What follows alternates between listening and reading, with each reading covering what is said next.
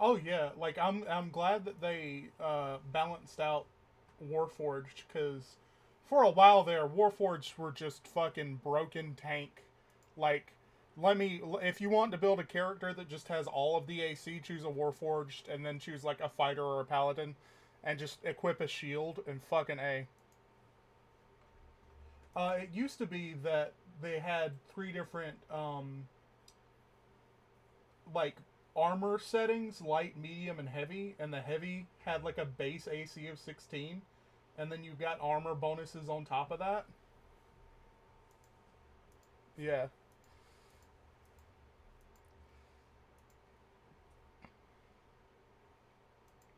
Oh, it did. Oh yeah. Well, like it requires a lot of class commitment to do it now, which is, I mean, eh.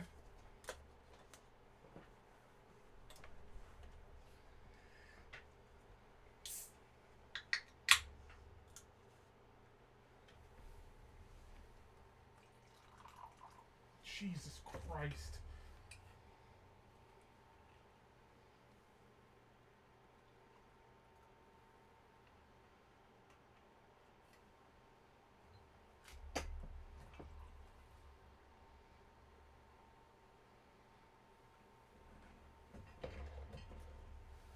Yeah, an armor artificer. Fucking a.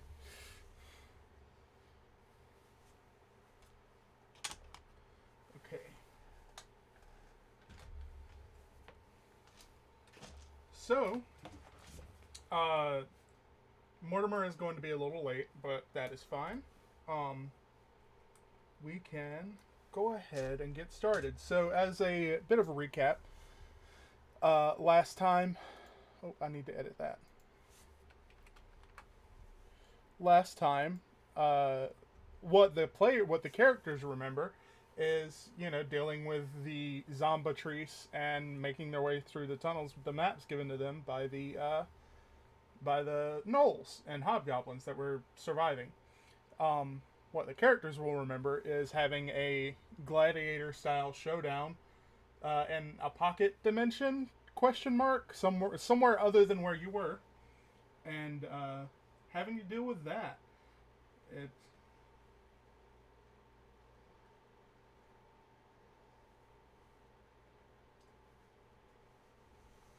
Yeah, I like that. I like to have that every now and again. It's fun to be able to just burn all your spell slots every now and again.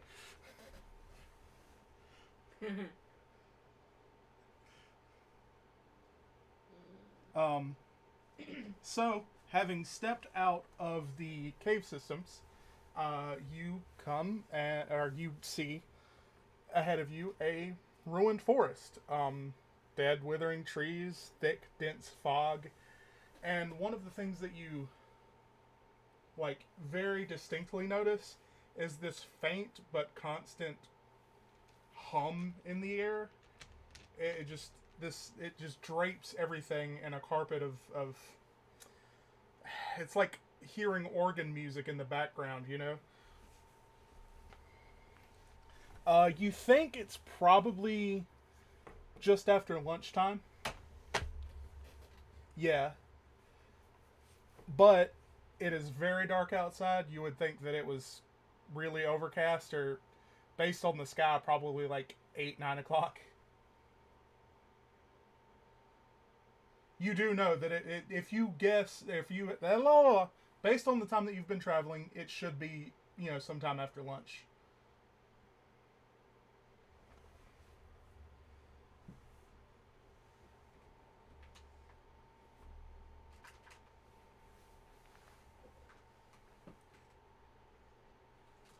Speaking of being in your element, Wolfram, uh, you know that this like you've probably even passed nearby or through this forest that's supposed to be on the other side of the mountains, and it is not like this. Something's very wrong.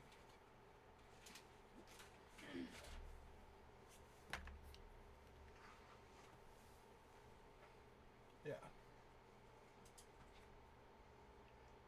Um, as you guys kind of stretch out, get out from under oppressiveness of being under a mountain and get some fresh air. You can see in this really dense fog there seems to be like lights, almost like insects, like bioluminescent insects. You think, swimming through the fog. Um, you do hear the buzzing of insects, wood creaking.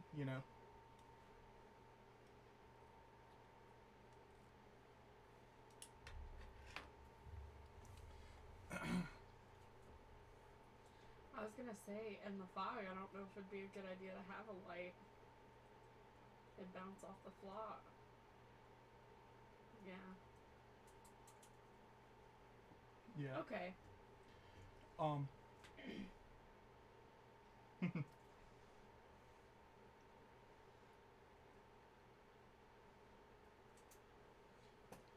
Sounds good to me. Cool. Nice. Can everybody else roll a stealth for me? 21.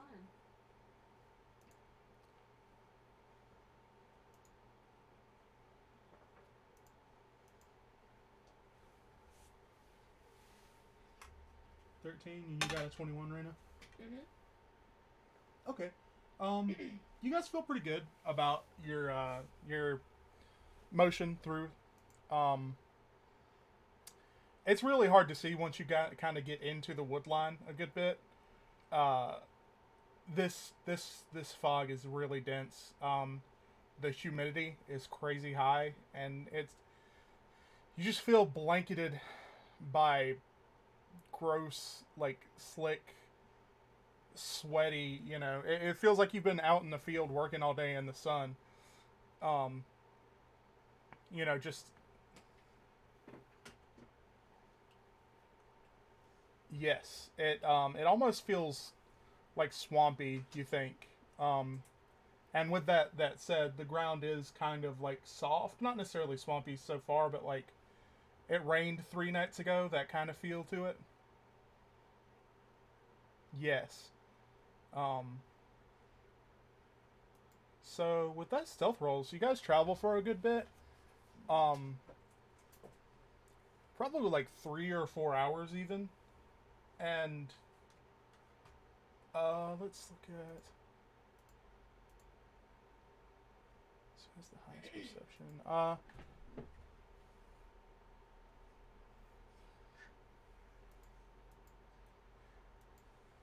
I have the passives.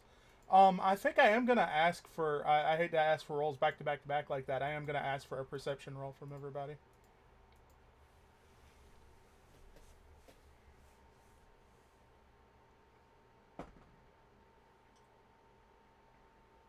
4. Oh. Okay. So what? Yeah. Wolfram, you're just kind of like too on edge. Everything feels wrong. Your hackles are raised, and it just so it's like trying to do work, uh, but you have a headache and you can't push past that headache. Just everything's a little foggy. Um, Driffin, you notice that there's a bigger light. You think it's probably a fire. Probably about 30 yards in front of y'all in a straight line from where y'all heading.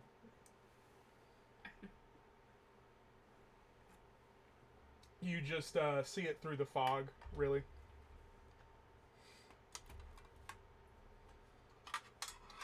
Well, I'm sure that they have some inclination, but you're the first to notice it.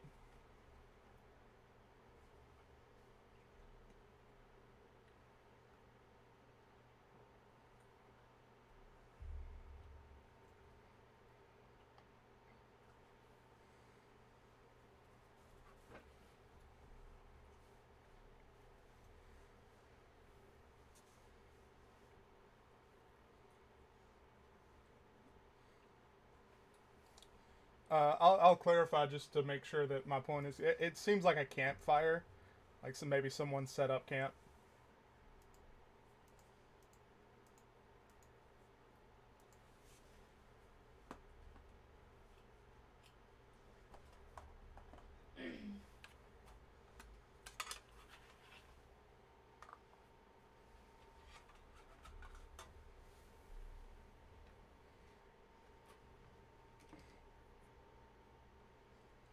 Um, Mortimer suggests to continue a stealthy approach, just because nothing is right here. What are the chances that anybody you run up on an encounter is going to be right as well?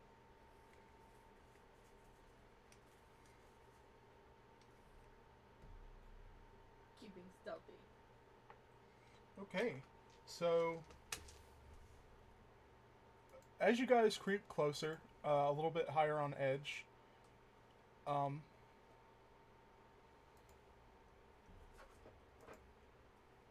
Ariel, because that's what I had assumed, but okay, okay.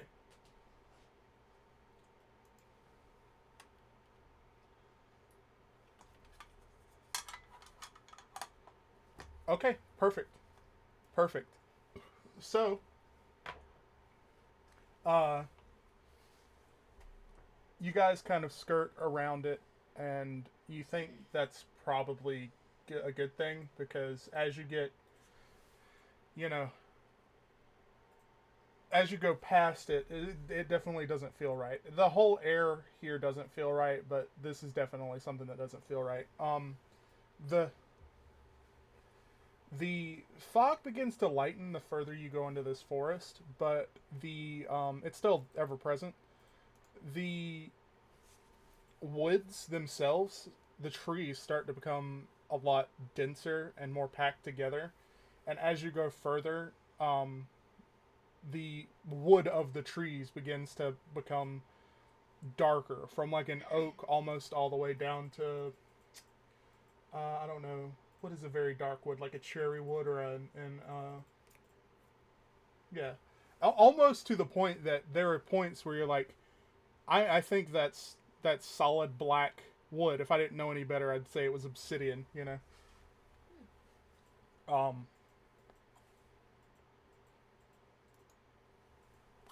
you do get that vibe, yeah. Speaking of that, you kind of smell in the air, the subtle scent of rot and decay that you would associate with a swamp or a swamp-like area.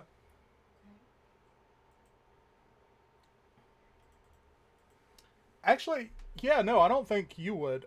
Driffin, you have an inkling of the smell. It smells familiar-ish, but you're not sure why. Um, Out of character, I'll tell you, you recognize it from your dream.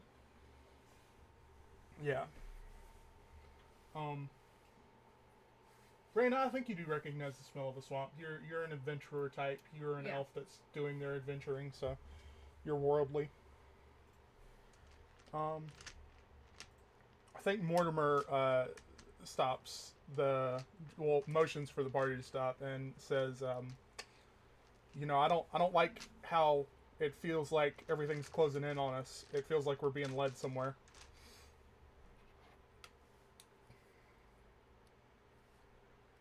Mm. Just to give note, that's what they wanted to do. Can I have? I don't like you asking for a roll.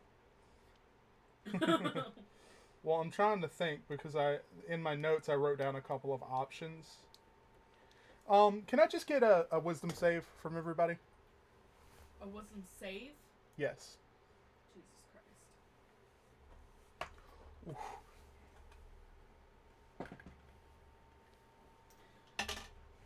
Dirty 20. Dirty 20. Woo. Okay, so Wolfram, you begin to feel what happens in your chest when you rage. This rising of emotion, and you feel called in a certain direction, and it's deeper into the woods. Um,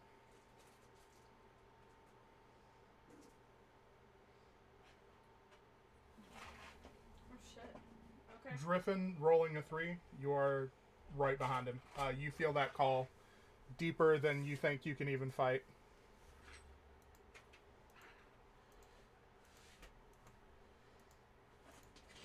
That's fine. So, Reyna, Just Wolfram, here. Wolfram and Driffin wordlessly. Driffin pulls notches an arrow, and then they just take off in a direction further. What the fuck?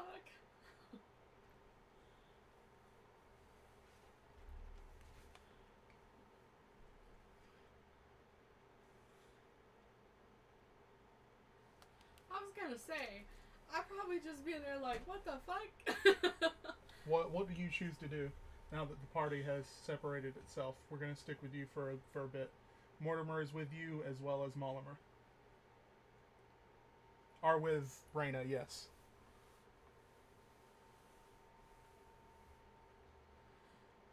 Oh god.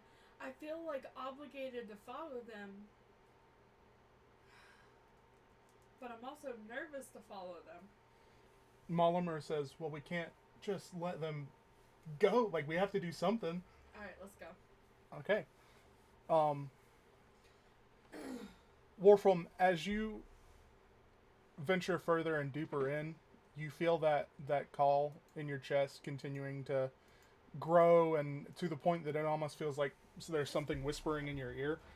Um, it climaxes as you're sprinting through these this dense woodage as the ground gets softer and the trees become closer together, to the point that as you come back to your senses, you realize that you've been running down pretty much a lane of wall to wall, like trunk to trunk walls of this dark obsidian black trees that have tangled together in a kind of arc over you.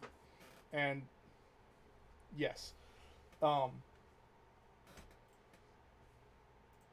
you can hear ahead of you uh, definite sounds of like motion and life. You know, there seems to be some like clattering and clicking that you would associate with walking on stone. Um, you hear this for about a minute before Driffin catches up with you. Driffin, it feels the same. You know, this call gets deeper and harder to ignore as you get further and further down, and as you come to your senses, you see Wolfram probably 15, 20 yards ahead of you, standing with his sword drawn and looking confused.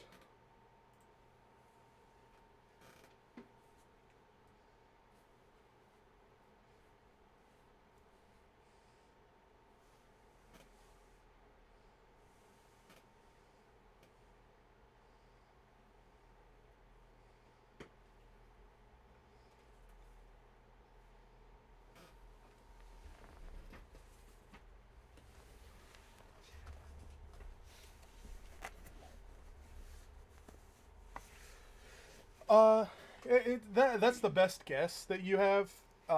It again, at the catchphrase for tonight, it doesn't seem quite right. Um, yes, this pathway, it's coming from, further ahead of you if you were to keep walking forward. This pathway almost pinches off into a kind of doorway.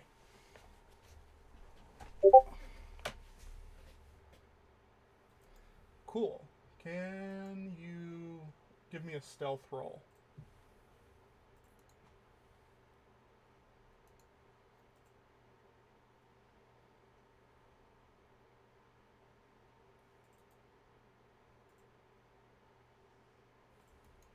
Cool. As you get closer, um, you hear what sounds like clucking, um, but it's kind of wet and gargly. Uh,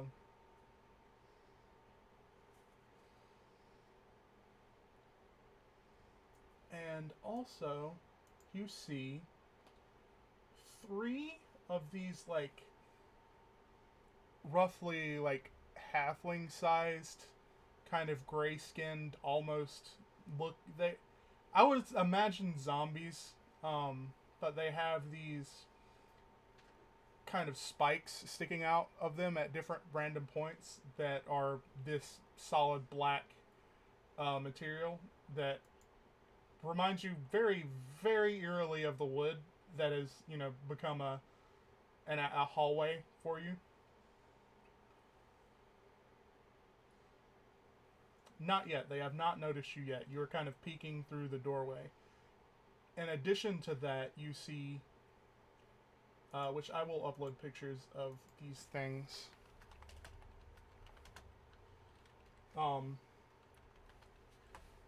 Those guys, there's three of those guys that are kind of wandering around, chittering at each other, just making noises that, no sane thing makes.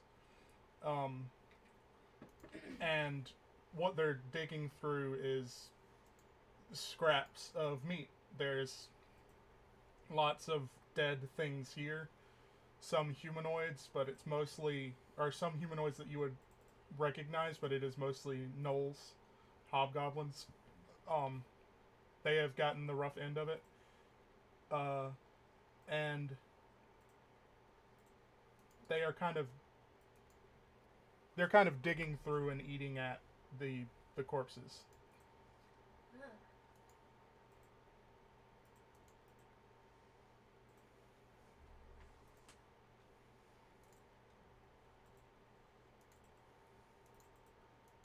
Cool.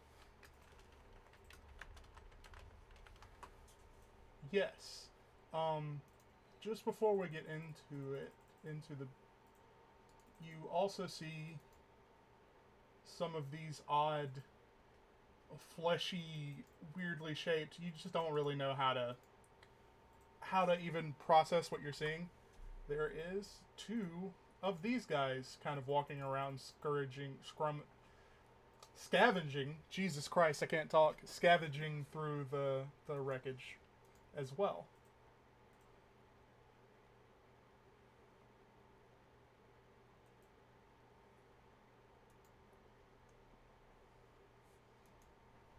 Yes.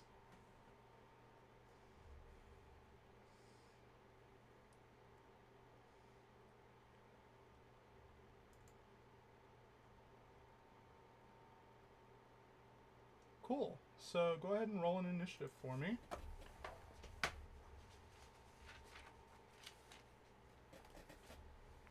+2.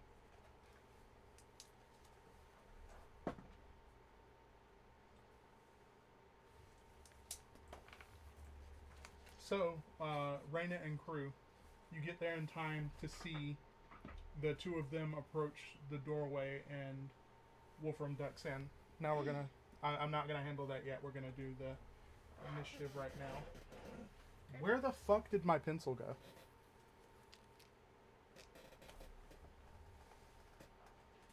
Thank you. You're welcome. That is a pencil. You weren't a pencil, right? Yes. Okay. So...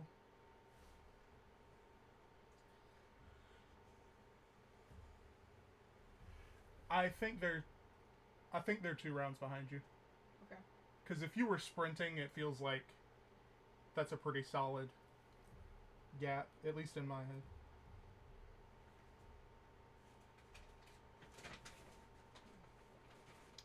So, I'm sorry, can y'all give me your initiative once again? 12. And what about you, Driffin? Oh no. Yes.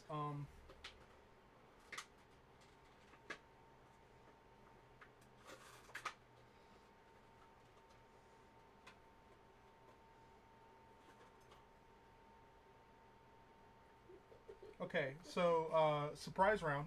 You guys get to, basically have a full turn before the combat starts. So, Wolfram, you're up first.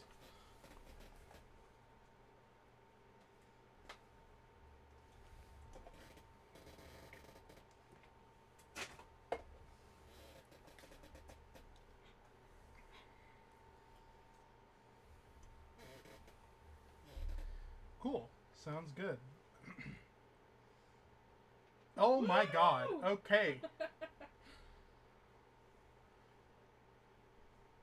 Yes. The way I like to do it is full standard, and then you can roll again, or you can choose double. It's up to you.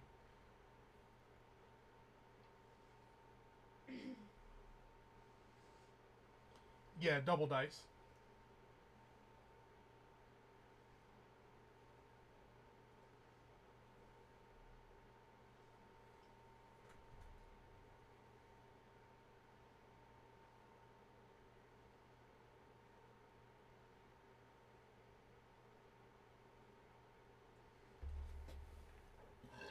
Okay. So, holy fuck. You kind of in a crouched position walk up behind this thing as it you know makes its weird little goblin noises and chews on a forearm and stand full height and bring your sword down on this thing and knock it on its ass and you've severely injured this fucker. Driffin, you're up next. There are 3 of the little guys and 2 of the weird diamond tear shaped things.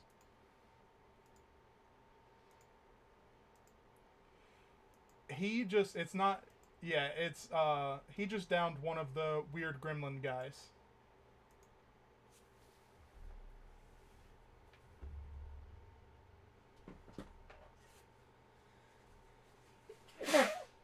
Bless you.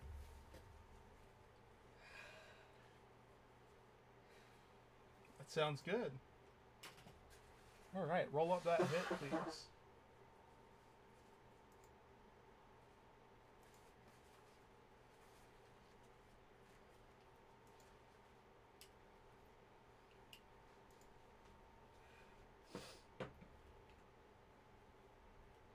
That.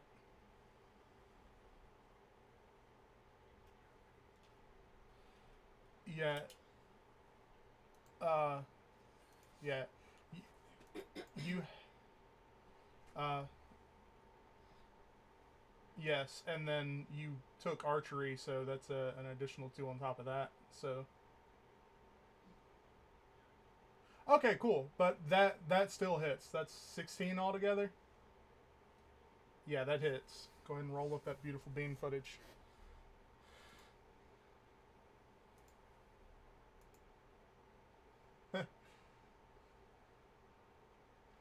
um. Important question: are you using your normal type of ammunition? Cool. Cool. It plinks really hard into its shoulder, and it spins and turns and looks at you.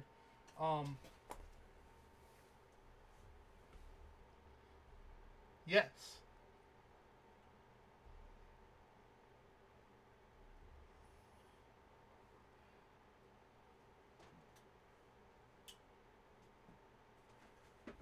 Yeah. If you get a natural 20, yeah, that'll do at least one more set of dice.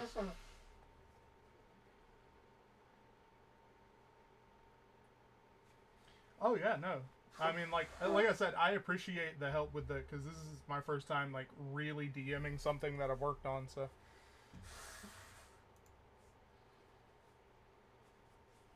yeah,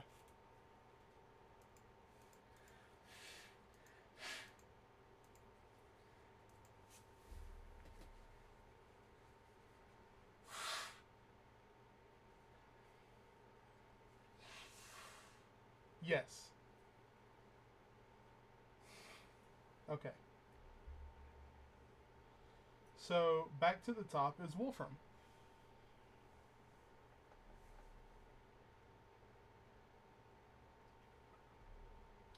No, not with a surprise round.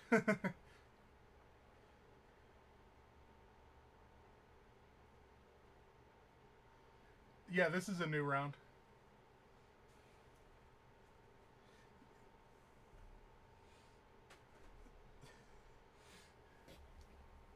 Yeah.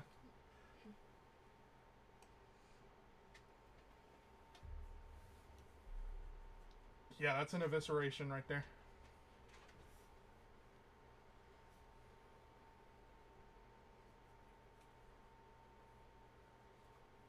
Yeah.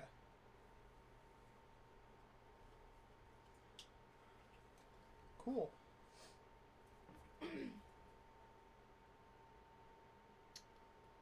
Five, you said? Cool. Anything else before?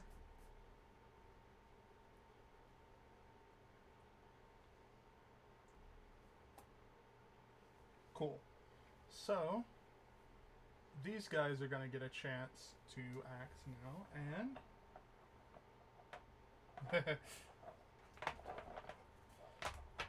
So, the one that you initially hit is really upset at you and does 12 hit. So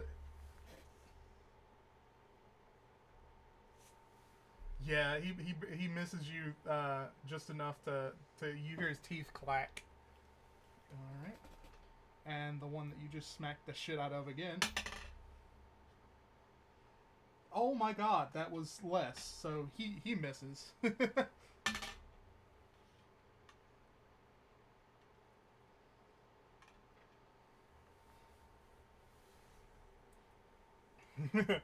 uh, so the third one is far enough away that it uses its full movement, and it's just out of reach of you.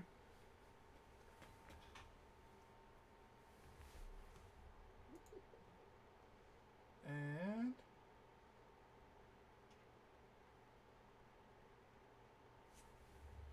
okay, so one of these weird chickeny things, it just goes and it flies at you with its kind of its claws out.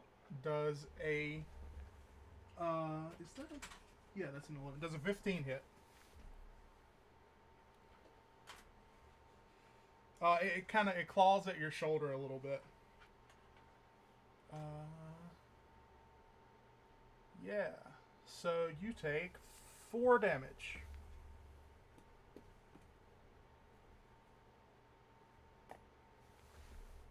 That and as it does that, it kind of falls to the ground on its side and with a wet thump, and you can see that it was just like kind of disoriented. It's not a great flyer. Driffin, you are up.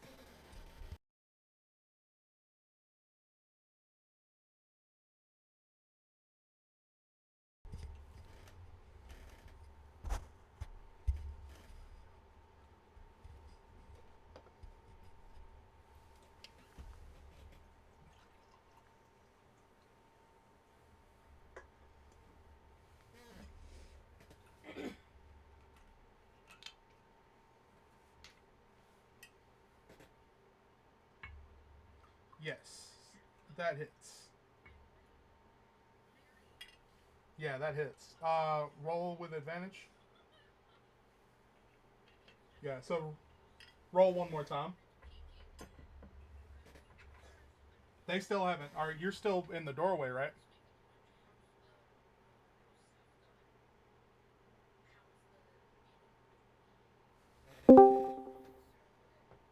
That is correct. So yeah. Um. No, no, no, no. Like I'm glad that you're keeping me responsible. You know. Yeah. Uh. Welcome, Mortimer. Uh. You plunk an arrow right in between its eyes, and it drops dead slack at Wolfram's feet.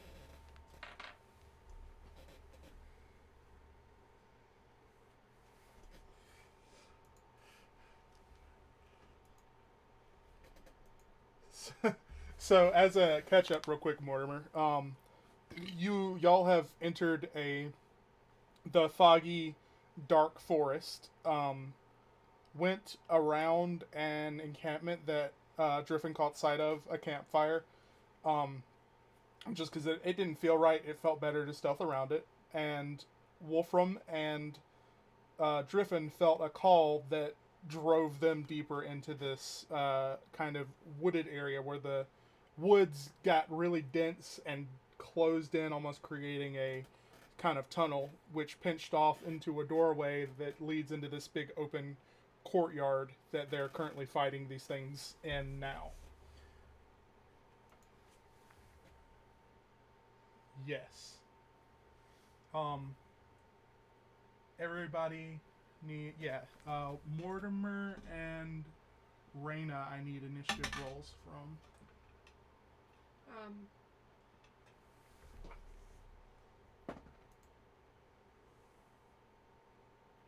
12. You got a 12? That was with my plus. No, you're good. I rolled an 11.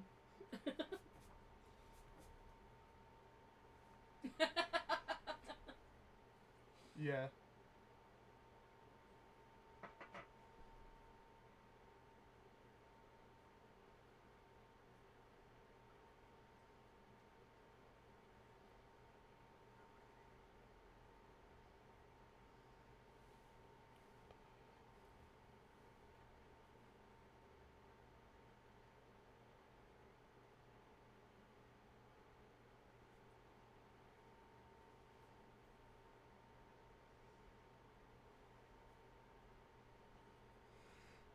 Okay. So, Reyna and Mortimer, you guys have been moving forward towards this doorway opening, and in front of you, you see this. The next turn is actually the last chicken, and it fails to swipe at Wolfram. Is Wolfram. Yeah.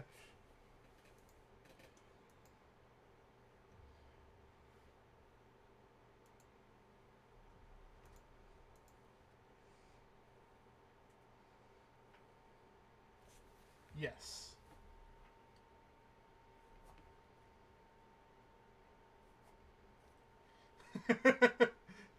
You cut it in half from the shoulder to the hip.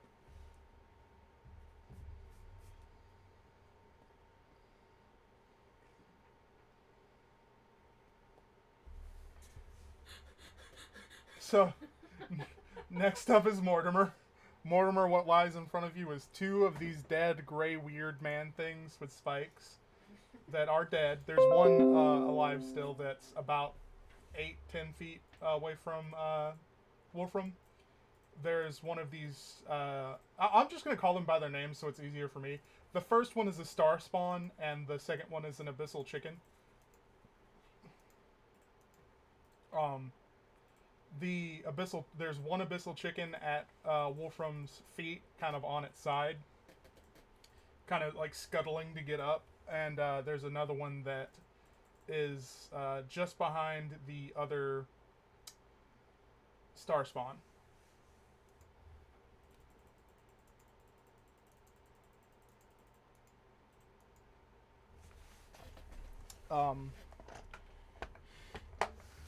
Around you is some carnage. There's a lot of corpses that the star spawn were eating at. Mostly gnolls. Gnolls and hobgoblins. There's a few elves and dwarves and humans in there, but they're not as frequent as the elves and hobgoblins.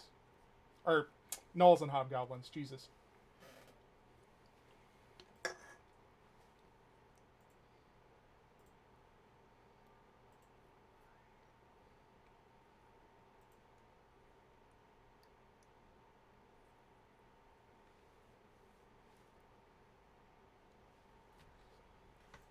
Yes, the chicken at Wolfram's feet, and it is prone.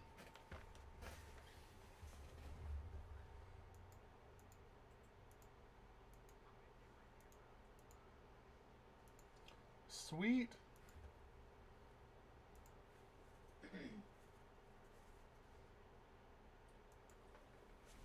Yes.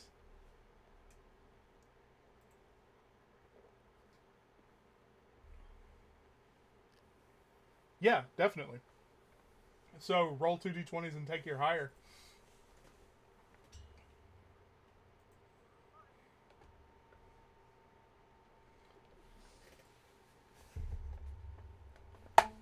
Yes. So that is a hit.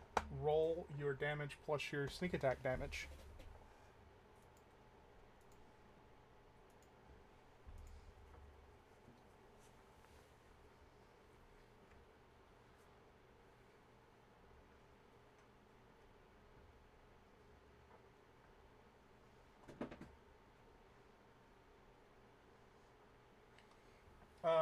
You pancake this son of a bitch. It is. It goes splat like a rotten tomato.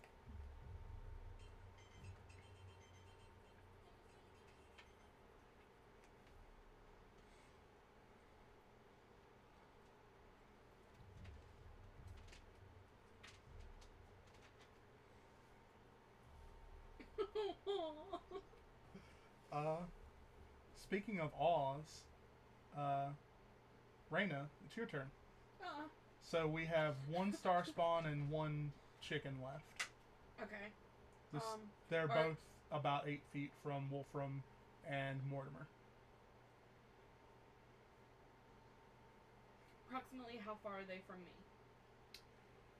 You have the range for any spell that you could want to cast. So probably cool. You're probably 25, 30 feet away. Okay, are either one of them damaged already? No, these both have not received damage yet. Okay.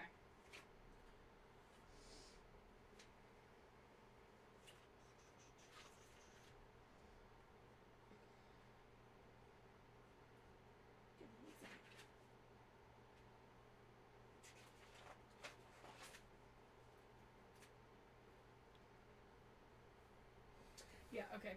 I'm gonna do Burning Hands. Cool.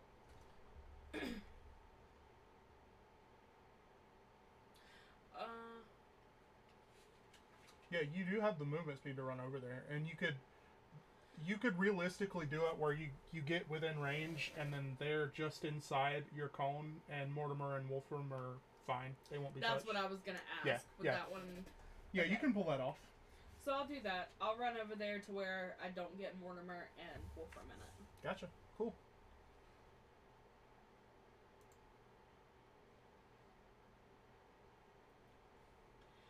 Fuck yeah!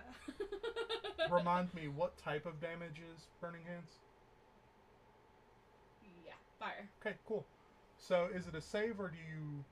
Make a dex save. Cool. Dex save? Mm-hmm. Oh, that's a crit fail. And what is this guy's dex? It's +1. They both fail. No, that's 3d6. Jesus Christ! Holy shit, that spell does a lot of damage. Okay. No. Yeah, true. Theoretically, it could just do 3. 15. 15? Yeah. So... I got a 6, a 5, and a 4.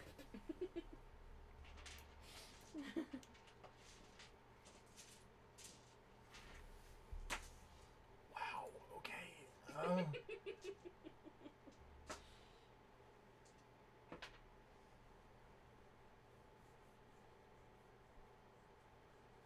Okay, cool. So that one doesn't... and you said 15? Yes. Cool. And that will use a spell slot. So this star spawn, you actually burn away some of its flesh. Yeah, it looks real fucked up, and it falls down to one knee, basically. It's barely hanging on. Yeah. And the chicken squawks and is like, what the fuck? And it turns around and clucks at you very angrily.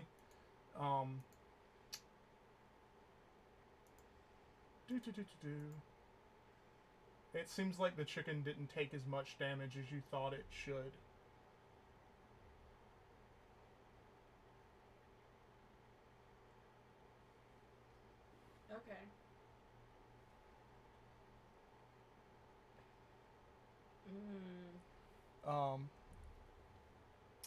So that brings us around to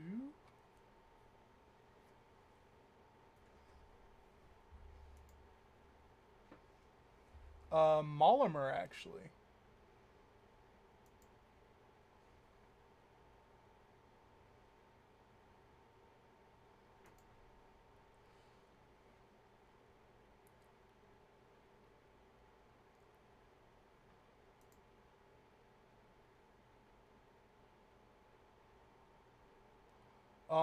Molimer holds out her hands, and Wolfram, you feel a warmth as you are healed for 7 damage. Yeah. Next up, it is. Okay, so the Star Spawn, barely able to fucking move, still just angry, tries to snap at you, move forward and snap at you, Wolfram. That was cocked as fuck.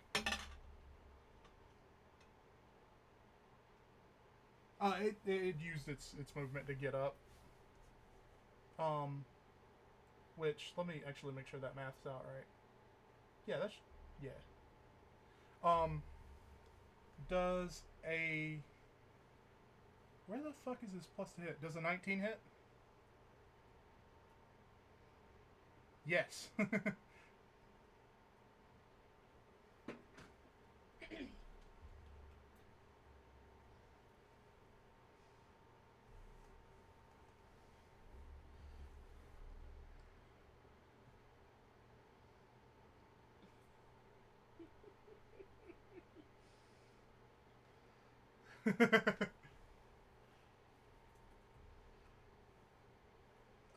Also, can you, that's 6 damage. Can you make a wisdom save for me?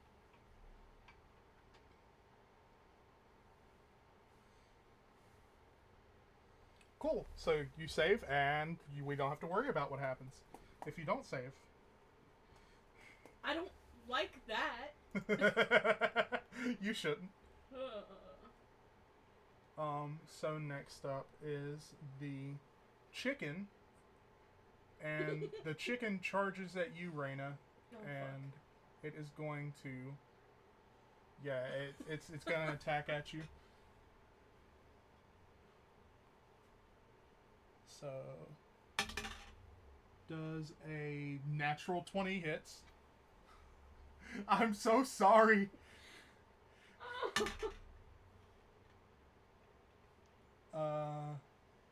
Does a 10 hit? No. Okay. My heart. So that's 8 damage. Thank God. Okay.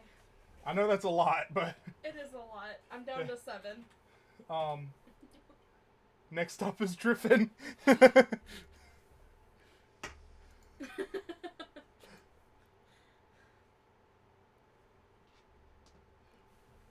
Sweet.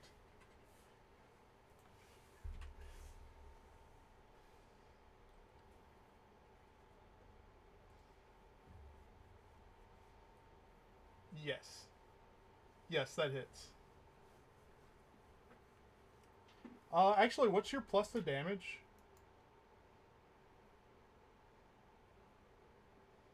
Okay, well, go ahead and roll your damage.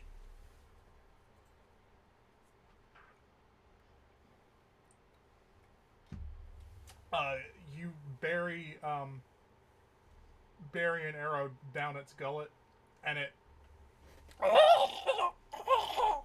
falls over.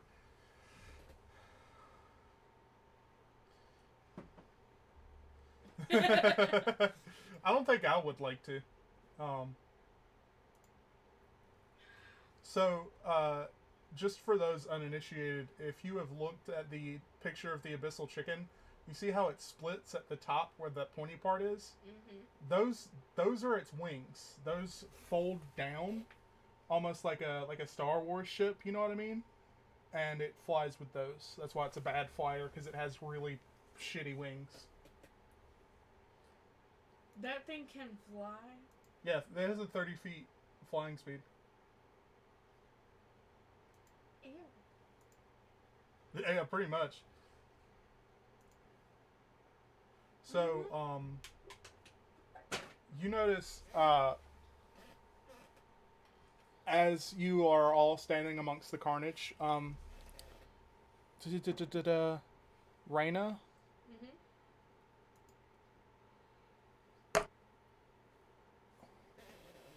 Oh, yeah, there is. Sorry, Wolfram.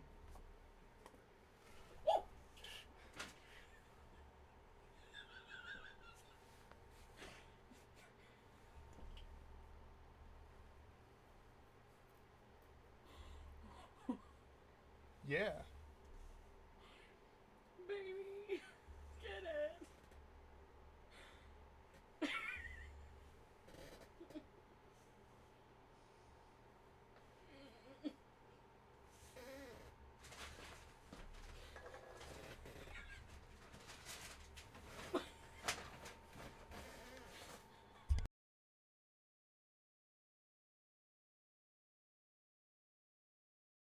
That hits.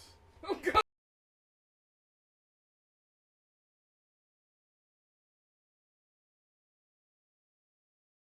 That's perfectly fine. Oh my god. Okay, you cleave into this thing's chest and it gurgles. Oh, okay, yeah, you hear a sickening crunch as its rotten skull gives way.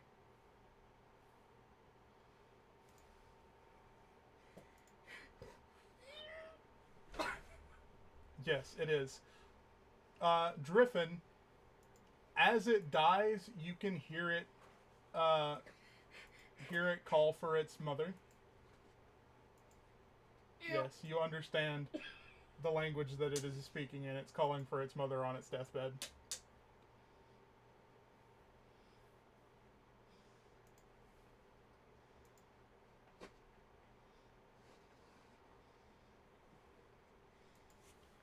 Let me just...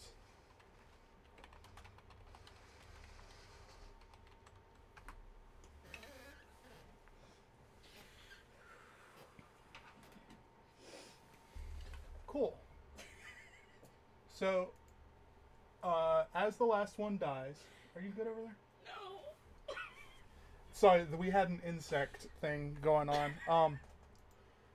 As the last one dies, the fog that was obscuring pretty much everything, and almost seemed like you were standing in a domed room.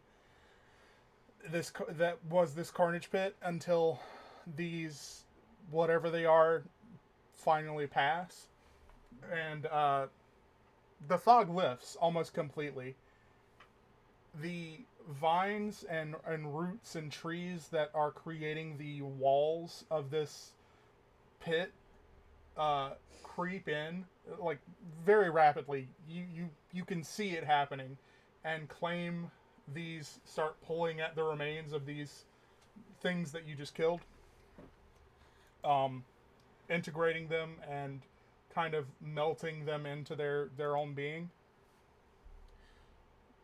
You do notice specifically it doesn't touch anything that these things you think have killed any of the carnage in the pit other than these monsters.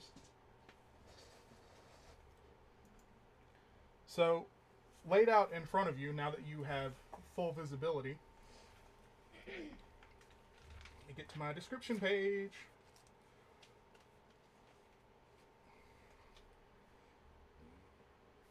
Okay, there is a mangrove.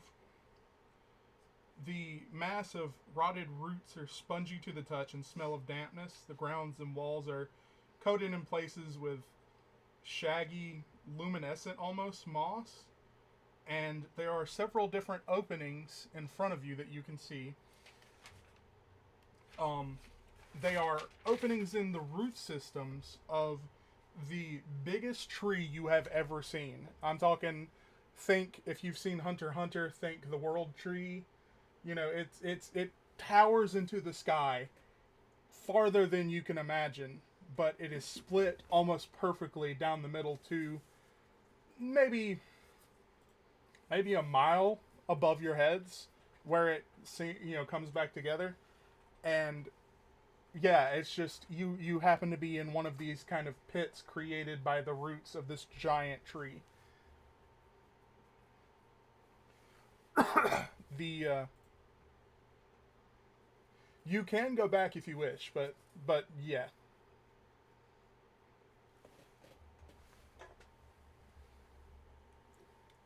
There are several different gaps and holes that you can go through, but yeah, the way forward is through the tree roots.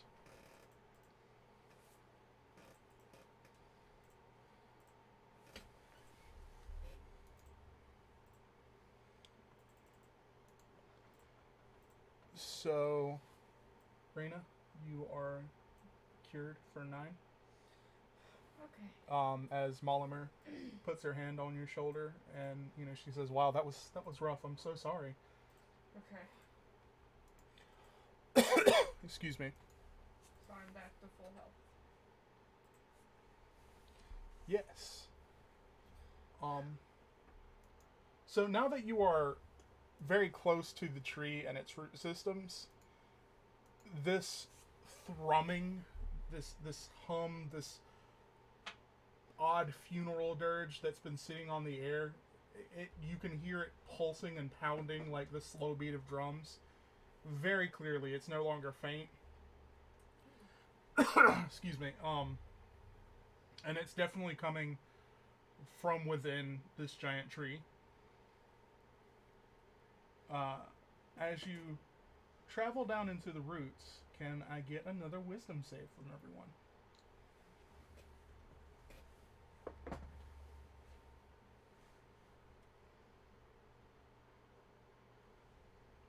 $12. 4. You got a 4? Mm-hmm. Oof. You rolled a 14? Cool.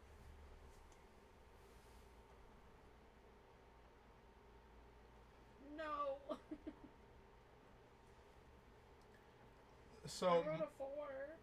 everyone who rolled below a 4, everyone who rolled a 13 or lower,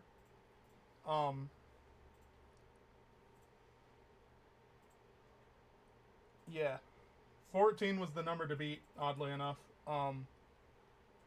yeah, you barely skirt you by the skin of your teeth. Um, you feel an anger overcome you. Um, you can't fathom why you would be here with these stupid people doing this stupid thing. They are so obnoxious for dragging you along. You don't even want to be here. God, how stupid and aggravating, and you just want to punch somebody.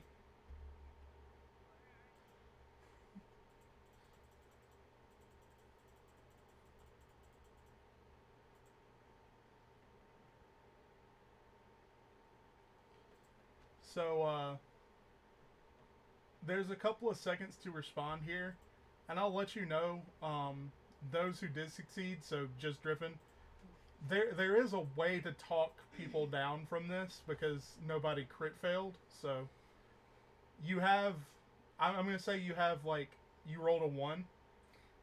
But with their modifier, it was 2. Yeah, but that's a crit fail. Yeah.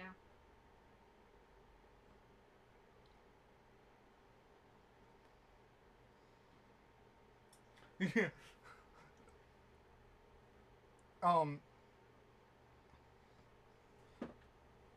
It's a lot harder to fight, but Driffin, you have you the air feels thick. You can cut the tension with a knife.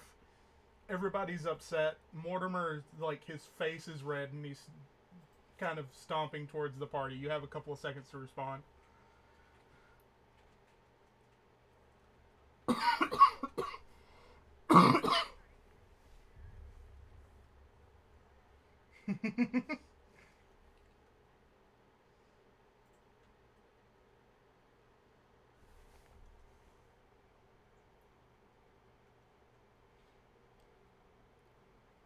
Um,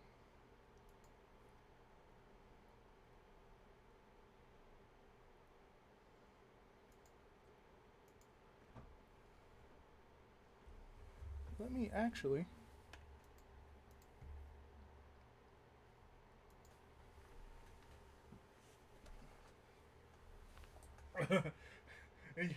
By the way, you're standing in a root tunnel that's like 8 feet by 8 feet right now. So, um, Mortimer Mollimer pokes you in the chest with her fingers, and she says, "Calm the hell down. What the hell is wrong with you?" And you get a chance to save again. Um, yeah, pretty much. Other than that, um, we'll see what happens with that.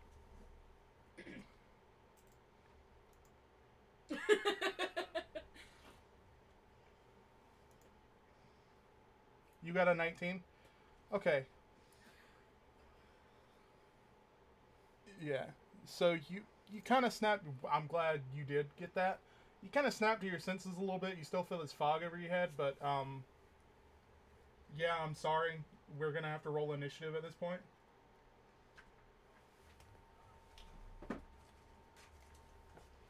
Um, let's roll again, just to make it fun, since this is like a different, you know. Against who? You're pissed right now, Raina. You I dropped it. cool. 20.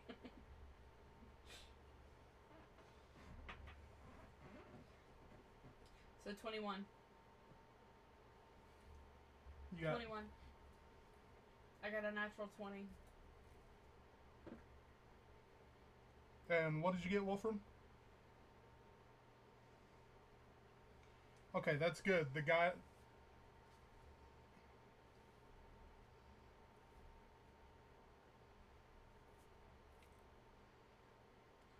What's your dex, Kindle? 14, I think. What's your plus? Yeah. 2. Plus 2.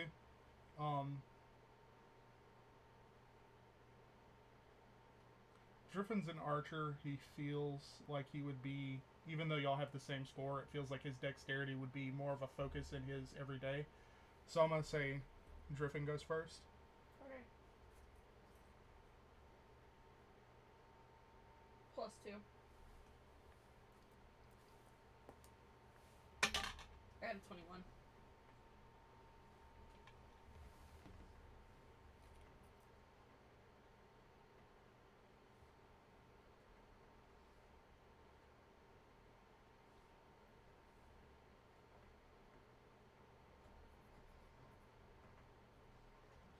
Okay, so,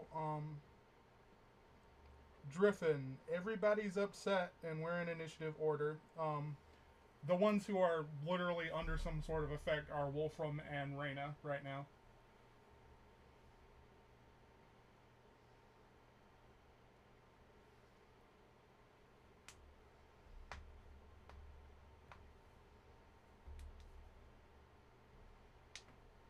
Am I going first?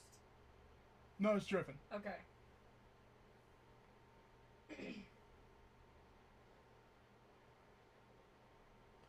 It feels like everybody, like it. Wolfram and Raina are both like ready to go. Like they have fists raised and sword raised respectively.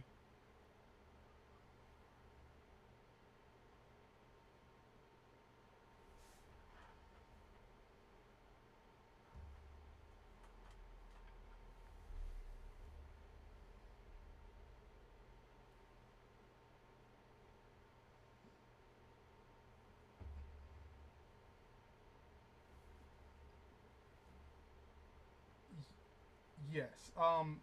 Basically, you can spend your action doing something to get through to the character, and that will give them a wisdom save.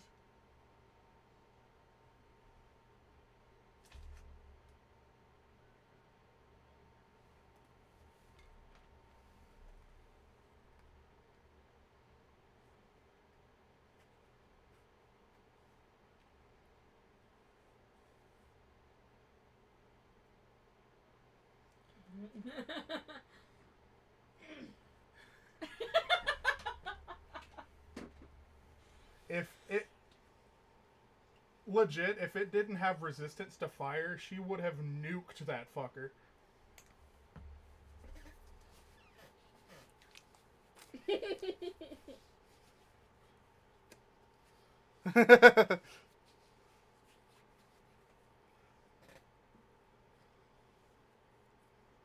Okay, so what do you say to Reyna as she's like marching forward to pick a fight? That's perfectly fine. So you don't have to actually say anything. Just since it is going to be kind of a talking down, uh, either perform or persuasion. Yeah, persuasion feels like a good roll. You have a +2 to that, or depending on how you want to go about it, even in intimidation. You know.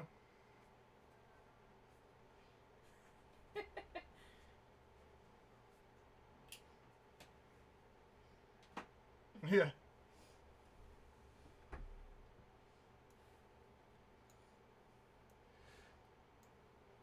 Yes.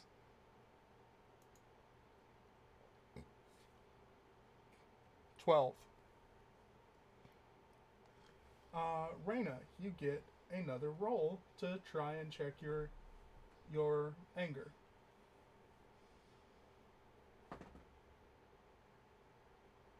What was it? Wisdom save. 11. Oh God! Damn it, Kindle. I'm sorry.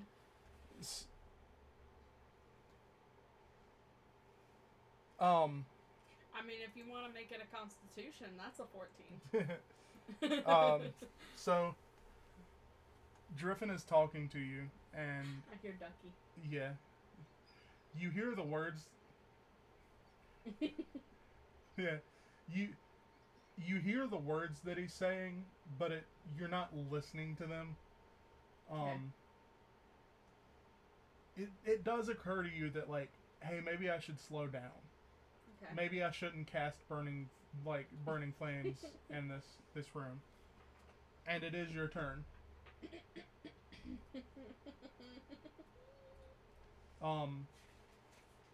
Driffin gave you a chance to save, and you get a chance to save at the end of your turn. Okay.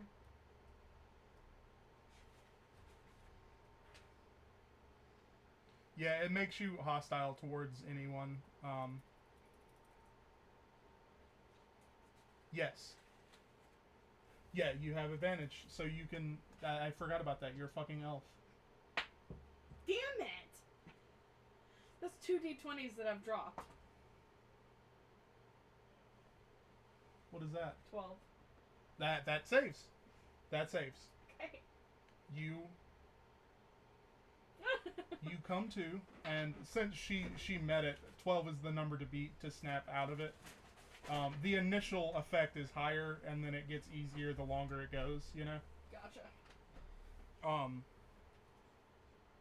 So... Now we gotta try and wolf them down. Well... Yeah, yeah, it's your turn now, so, you know, you... And also, I'll be real with you, in the initiative order, it's Mollimer, Mortimer, and then Wolfram, so... Okay. I would... I'm gonna talk to Wolfram. Okay. But, first... I would like... Hold on. I'm gonna cast Blade Ward on myself. Before I talk to him. Remind me what Blade Ward does. I extend my hand, trace a sigil of warding in the air, and then until the end of my next turn,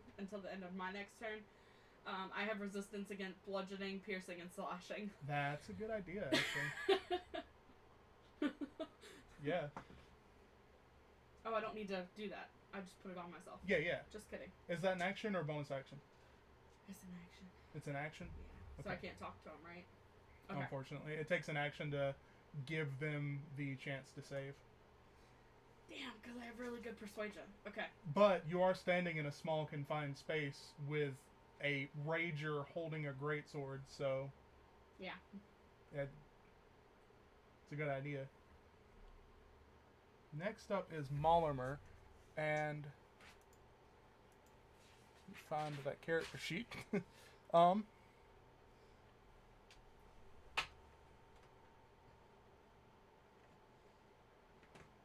she, yeah, she looks at having calmed the fire within Old Man Mortimer. She looks at the biggest threat in the room, the large sword wielding buff man with perpetual sick abs syndrome, and she gives you this up and down look, and she says to you, "Is this?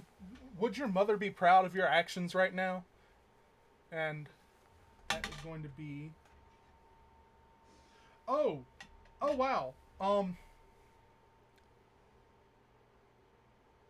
So a 21 natural 20, 21 persuasion, you get to roll your wisdom save. Yes.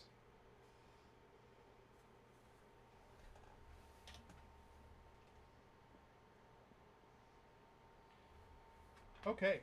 So. Oh, thank God, because next turn you would have cut someone in half.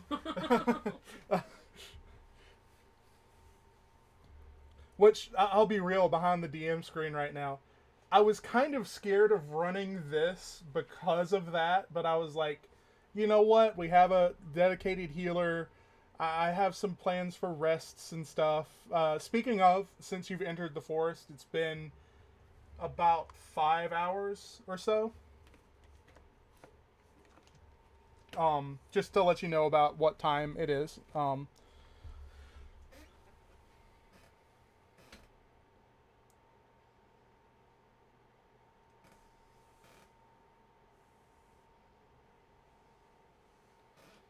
It should be, yes.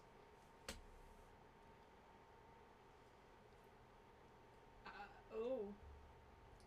Oh. Yeah. Um, the time flow is not right here as well. Everything's just not right. Um, I mean, Wolfram, to your knowledge, what's supposed to be here is a lush evergreen forest, snow-capped trees and deer and, but it's so far it's been a castle of rotten decay. um,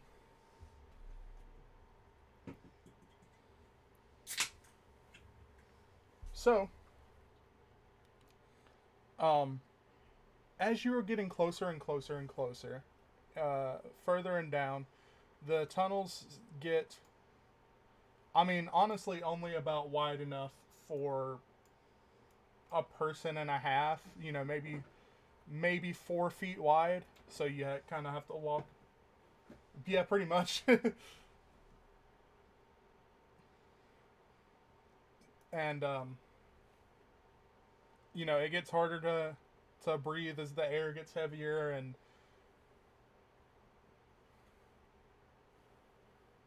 okay, cool. So I do have that.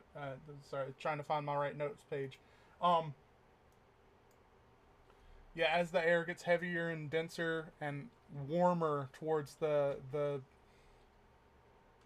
center of the tree that you're traveling ever towards, you also notice that the ground feels like it's sloping more and more, and as you get deeper and deeper, there's more twisting root cave systems, and you even come across a couple of like caverns, like with underground lakes, and all throughout you see this like deep, shaggy, um, bioluminescent kind of yellow green moss.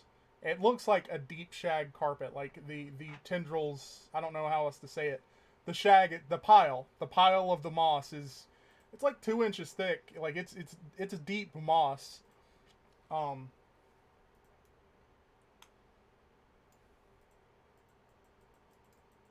you come across, in particular, a kind of odd, dark, darker room than the rest. Because there's been this luminescent moss all throughout. In this room, you don't see any moss. What you do see is a pool of this amber, deep red liquid. It seems to only be a couple inches deep. The whole room is about 50 feet. Roughly, it's not perfectly circular shaped. And the pool takes up probably about 35 feet of the room. In this crescent shape, you have a little bit of space to stand in before you reach the liquid, and it seems the only way forward from here is to either turn back, or there is another hole gap in the root systems above and behind the pool on the wall.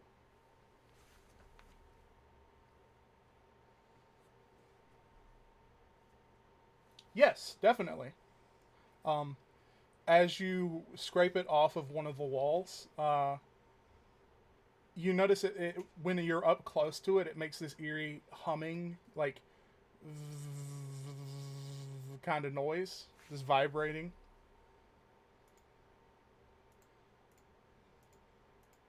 Yeah, go ahead. I mean, this can be a break room real quick. I actually have to use the restroom myself, so.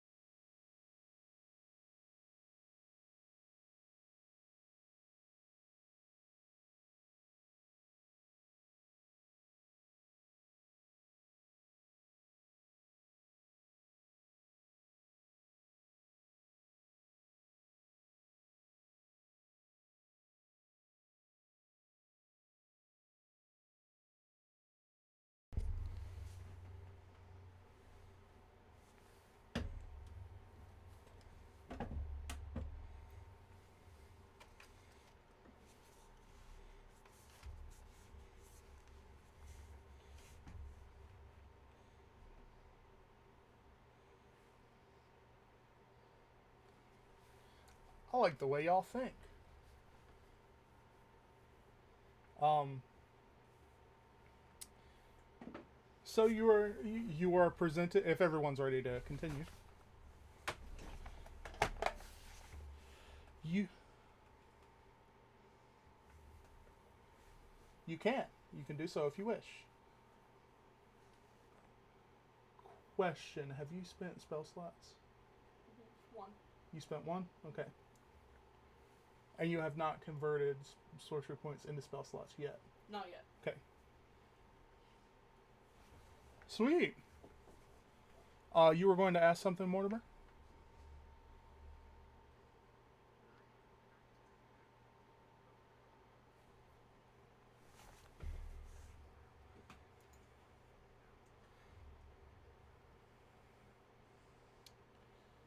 Yeah. Go ahead and make Huh.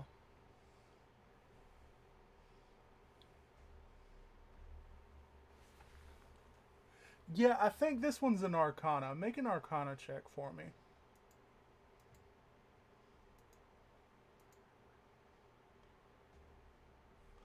It will be your intelligence score if you have proficiency or not. Arcana is in your skills section. Yeah. Third one down.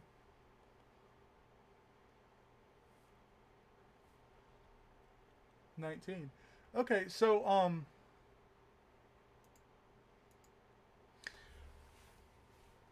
your family is from caves and tunnels, and um you see bioluminescent moss, but this is, like you can tell that this is not a natural effect to the sound coming from it, and it is magically emitting sound waves.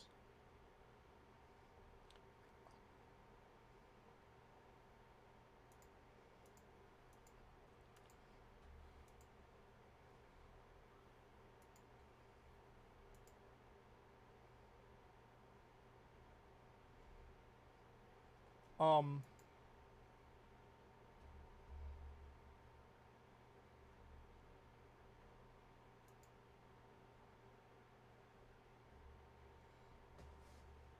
well, I'll be honest with you, I didn't expect you to gather that much, so I got to think about this for a second.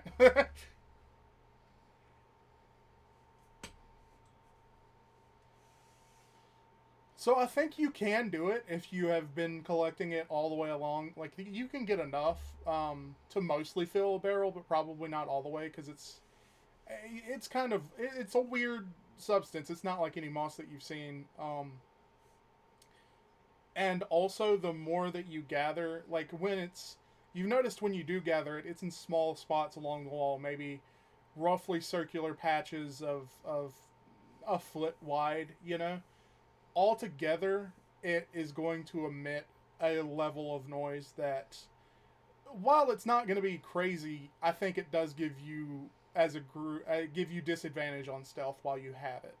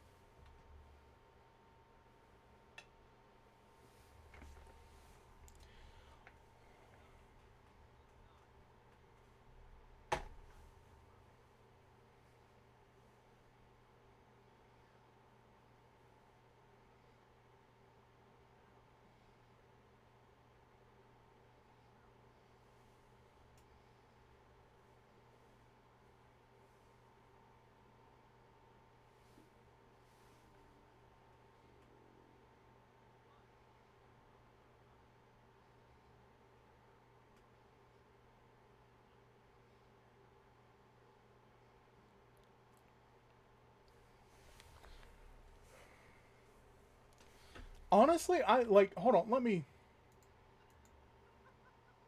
No, no, no. No, no, no. It's not that I'm trying to. I just need to think about. Well, I'm thinking about it, and like the more it emits the same level of like noise volume, which I have established is not a lot. It's enough that you hear it when you're really close to it. And having more of it wouldn't necessarily make it louder.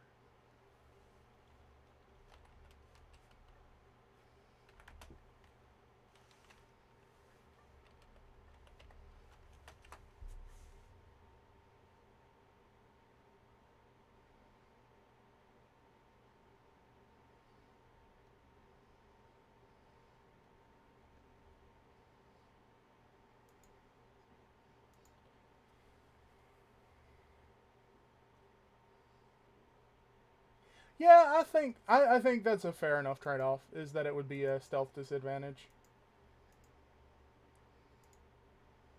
Okay. Does anybody else have any short rest stuff to do?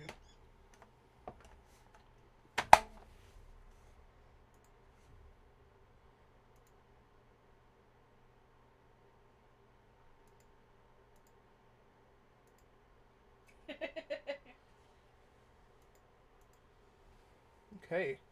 So, you guys can proceed or turn back, whatever you think you need to do.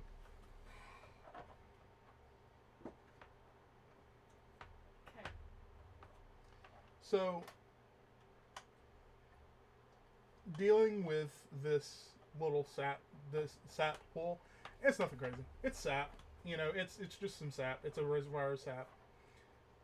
Um, can I get an athletics check? It's not from everybody. It's not a crazy check. It's just, you know, you're climbing a little bit.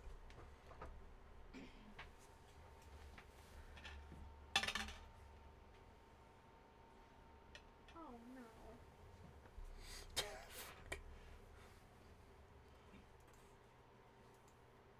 Yeah, that feels fair to me. So,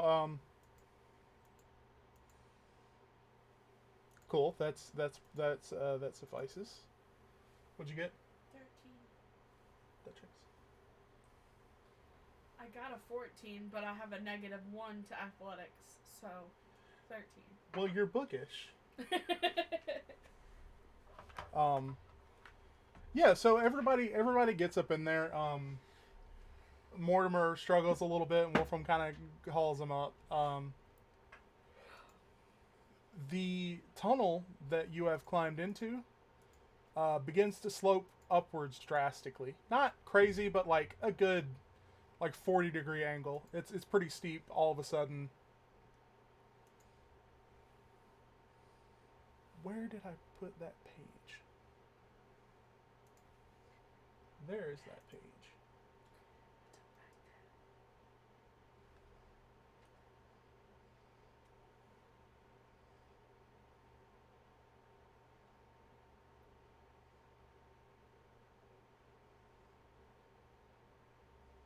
Cool. Okay.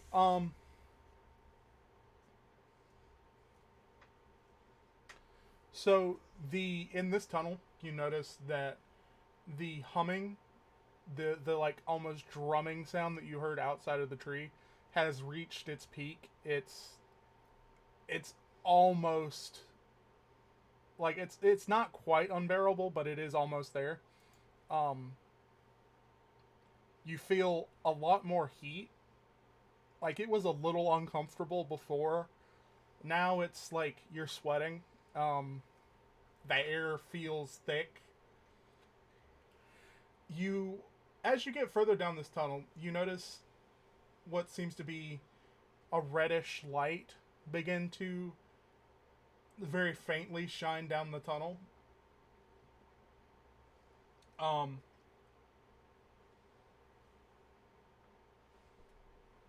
you see further down the tunnel, there's a lot of like a lot more where it's just been kind of rot and gnarly bark and spikes and thorns. There seems to be some more like fungus and stuff now. There's some mushrooms. There's a lot more of the moss glowing at the same yellow green from the moss before now, but not as bright. It seems almost like there's it feels like there's a dominating presence in the air almost.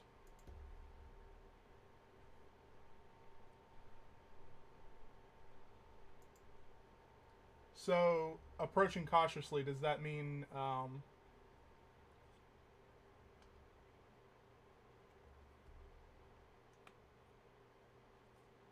yeah.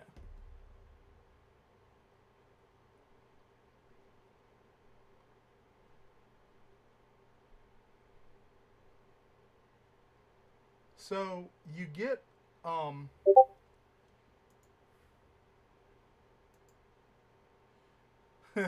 you get about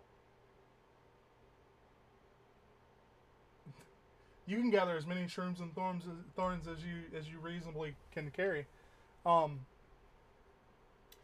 by the way, some of these thorns are like the size of a man's forearm, uh, all the way down to like rose thorns. Um,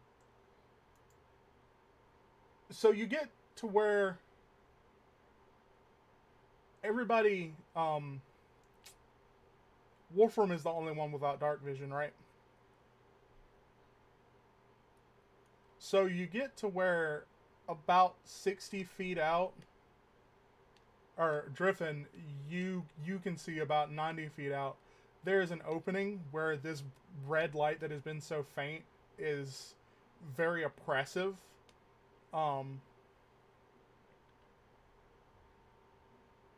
Everything just feels like it's weighing down on you. I know I've said the word oppressive 17 times already, but it feels like there's, yeah, it feels like there's just pressure from everywhere around, almost as if you were deep underwater. And if you are looking down this hallway, you also notice these like large, about a foot around, mushroom bulbs that coat.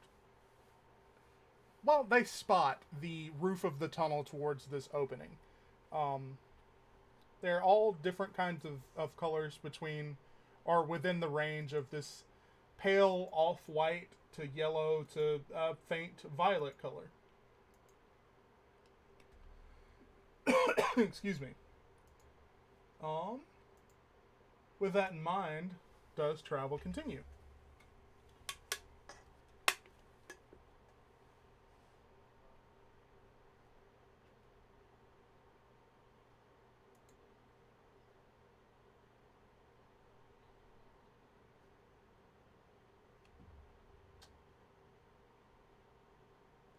At the ceiling mushrooms?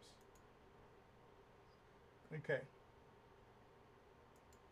Okay. So, unarmed attack, you think? Improvised? What is it? So it would be a...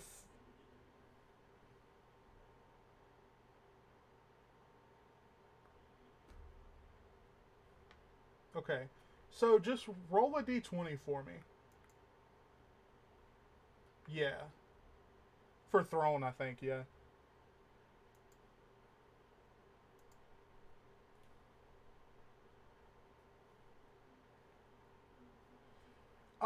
They're about 15, 20 feet, yeah.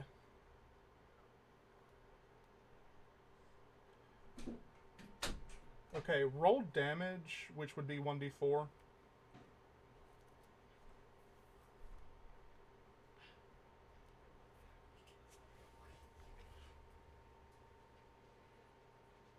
So you hit a mushroom, and there's a medium-sized dent in it.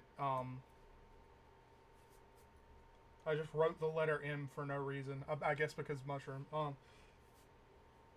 There's a rock-sized dent in it, and it kind of leaks this juice a little bit, and then all of a sudden,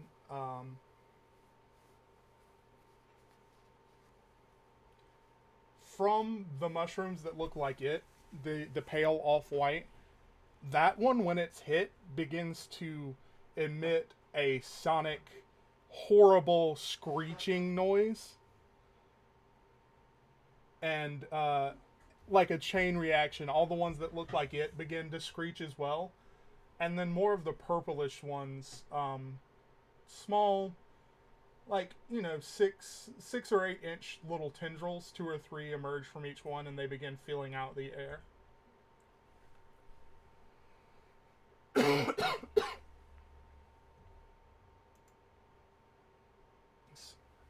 So to recap, there are bulbous, off-white, yellowish mushrooms that are screeching, and more teardrop-shaped mushrooms that are purple that have 6 or 8 inch tendrils, and they are kind of dotted, not necessarily in any certain pattern, all throughout the ceiling, starting at about 30, 40 feet away.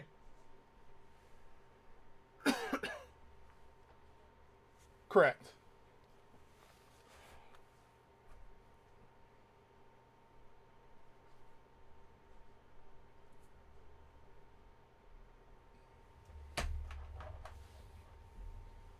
So you travel about, a couple hundred feet before the sound of the shrieking stops, or not necessarily stops, but until it dies off enough that you can stand to be around it. And it goes on for about 15 or 20 more seconds after you're out of that range before it dies down.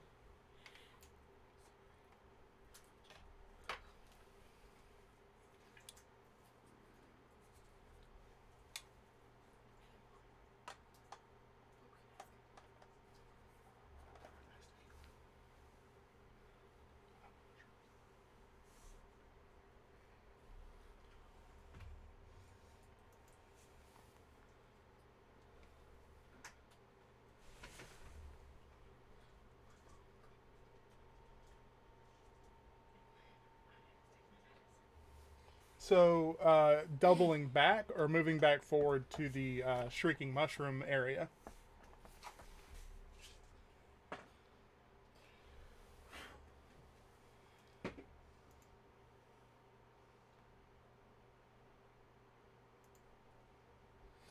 No, it wasn't like the opening. There was an opening at the end of the hall, which the mushrooms were on. To my understanding, when they started shrieking, you guys turned back to move away from them.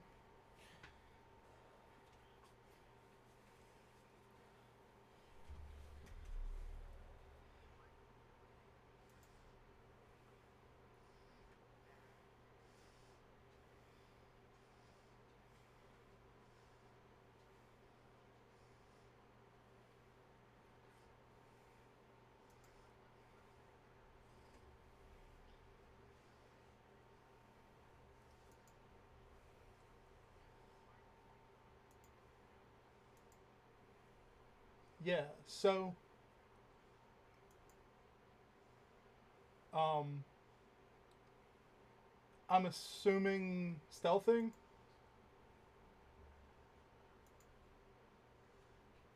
Okay. So I'm just gonna go with the group check earlier that averaged out. Um, 15. Cool. Nice. What'd you get? A 5. That's perfectly fine. So, you guys kind of walk under these things, and they don't really seem to notice you now. The bleed that the mushroom did when you hit it with a rock, it just seems like mushroom juices. Nothing super special. And this time you can easily move past them into this chamber forward. It is a almost like unnervingly spherical chamber that is made up of these thorny, spiky roots and such. Across from you, on the opening on the other side of this about 60-foot sphere, excuse me, is a almost what looks like a cell door. You know, like metal bars, but it's made of all this soft, spongy, mushroomy material.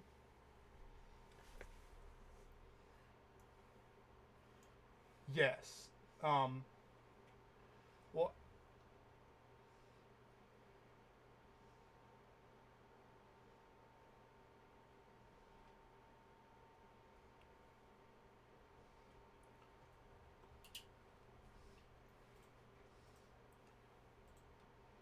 17 does hit.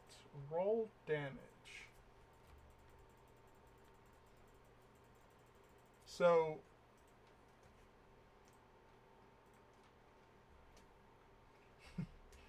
hey Biscuit. You slice through this door, and it seems to get pretty damn deep.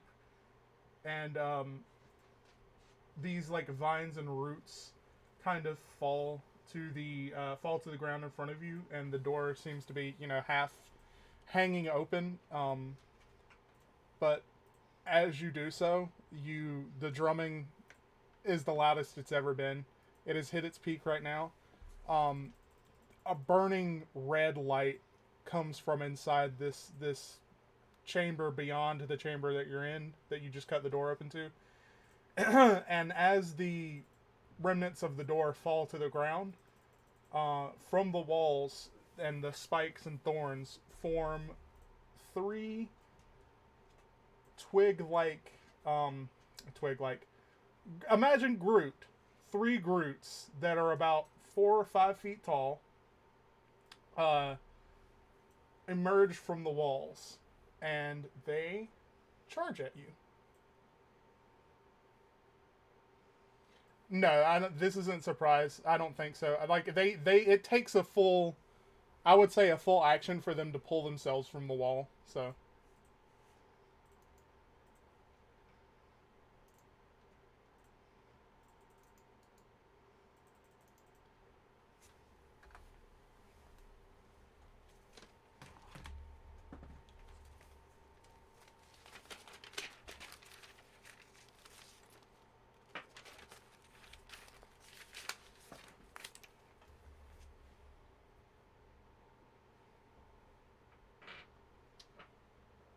It is not. I'm sorry, what did you get, Wolfram? You said a 4? Okay. What'd you get, Raina? 10.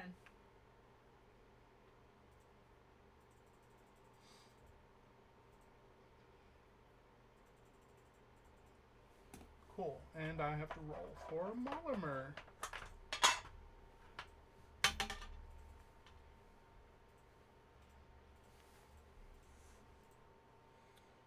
She got not very high.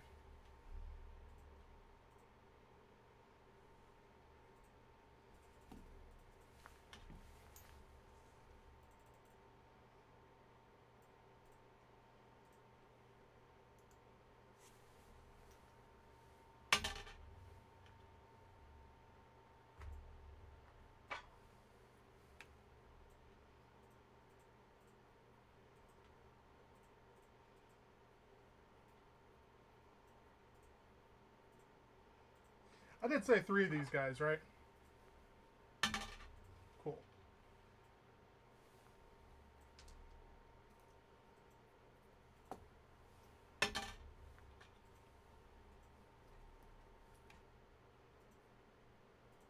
Wolfram, your dex is 2, right?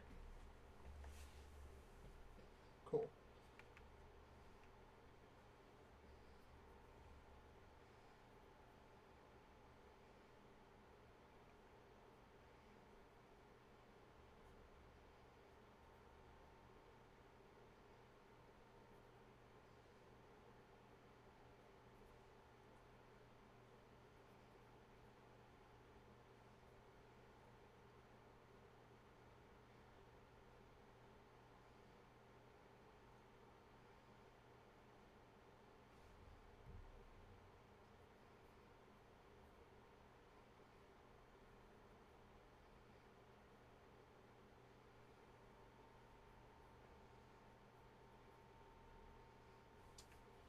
Okay.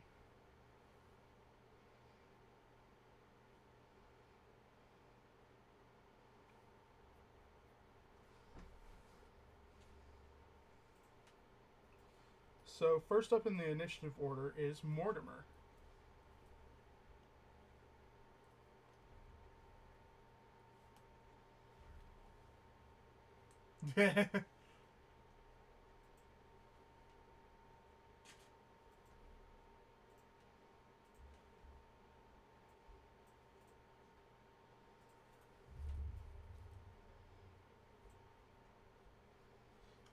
Yeah.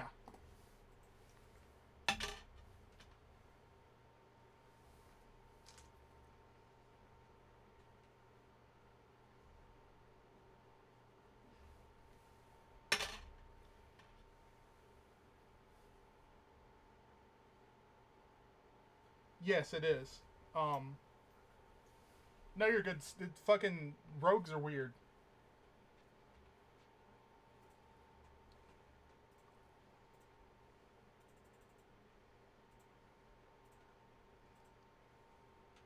Okay.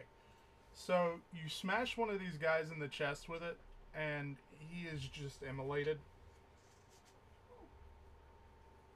Um, That fire seemed to do the fucking trick, huh?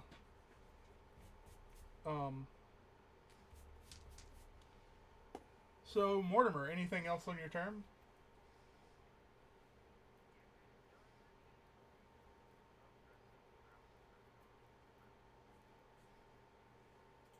Nice.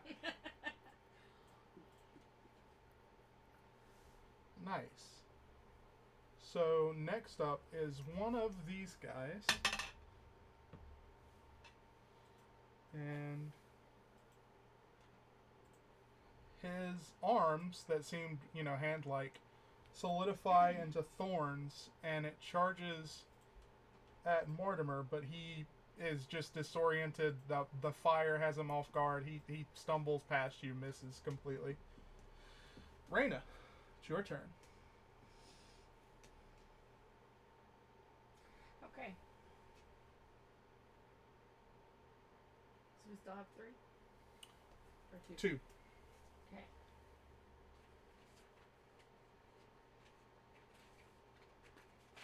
They are. Yeah, they are. When I was designing this dungeon, I was like, I really want to use a variety of creatures, and I also want to use the plant type monsters because fucking nobody uses the plant type monsters, and I think they're really cool.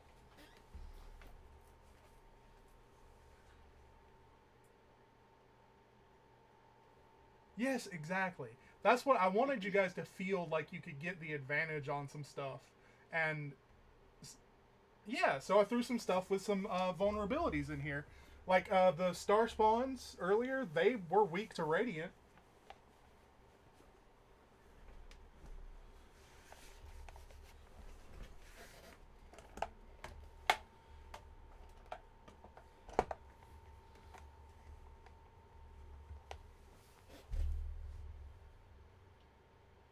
Sacred Flame is a cantrip, right?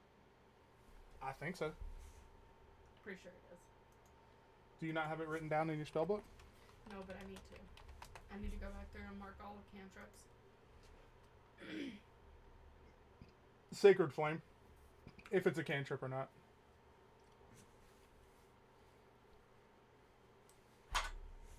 I did. Yeah. Mm-hmm. I'm Yeah, it's a pretty sure cantrip. it's a cantrip. It's a one action cantrip. Okay.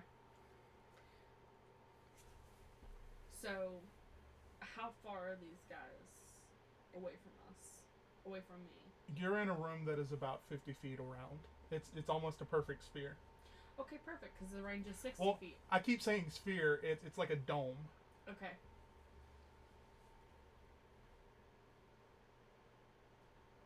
They did. They emerged from the wall around the door. Yeah. Okay, so I am going to use Sacred Flame on them. On Okay. one of them. They're relatively close together. You could probably hit both of them. You'd probably have to move though, because they're pretty in front of, like they're pretty close to Wolfram. Okay. You could line up like a diagonal shot, I think. Yeah, I could do that. I'll do that for. I don't know if I can do 2 of them. Oh yeah, I wasn't even thinking. I was thinking about burning hands. I don't know why. Whatever. Yeah, you can straight up cast it on it. Yeah. Okay. Must save on a dexterity saving throw. Cool. What's your spell save? 13. 13. Dexterity. Mm-hmm. This is a natural 20. Okay.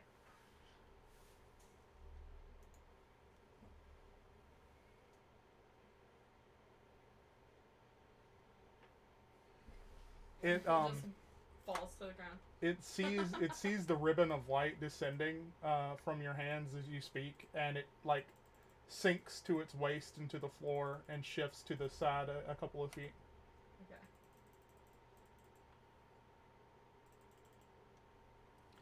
Next up is Molimer, and she is going to. What she's gonna do is she.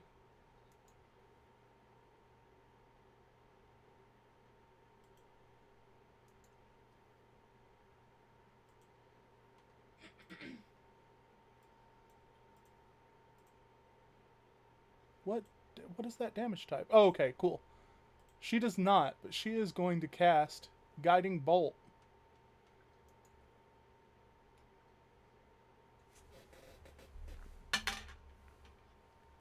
She definitely hits. Good God, that spell does an ass of damage for a first level spell.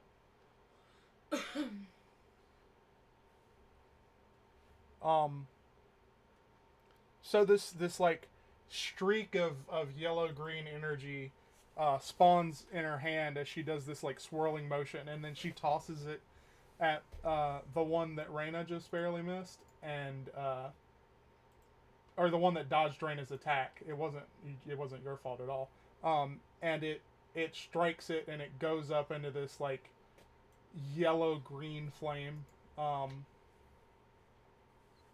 and it burns away as well. Interesting. So,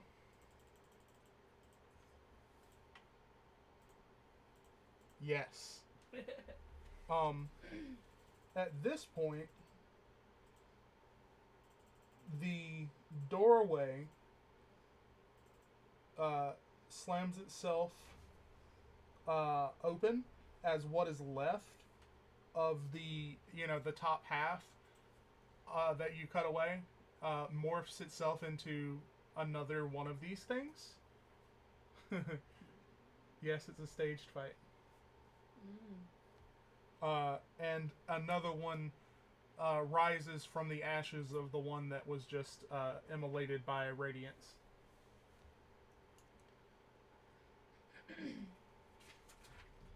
So that means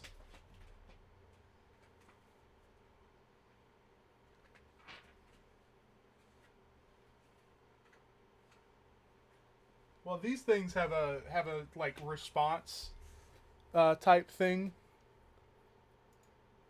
Yeah.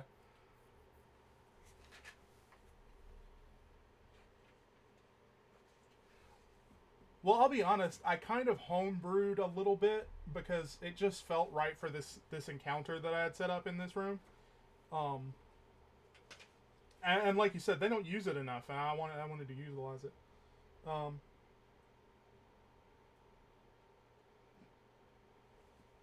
yeah. So Driffin, it is your turn.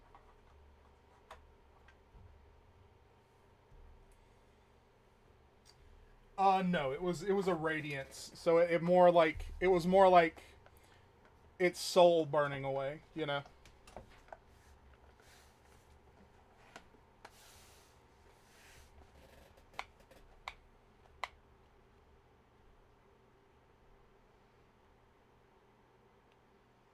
Correct.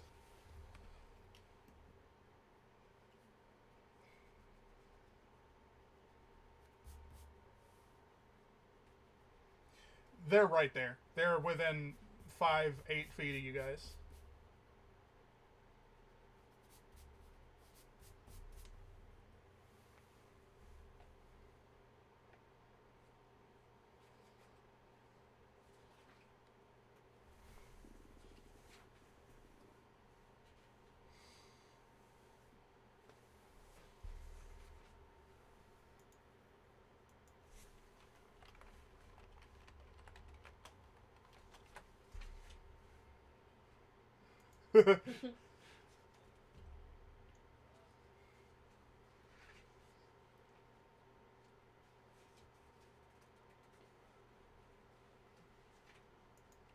Yeah, there's yeah, all three of the ones that are standing now don't have any damage on them, and there are two that are pretty much like in Wolfram's grill. So cool.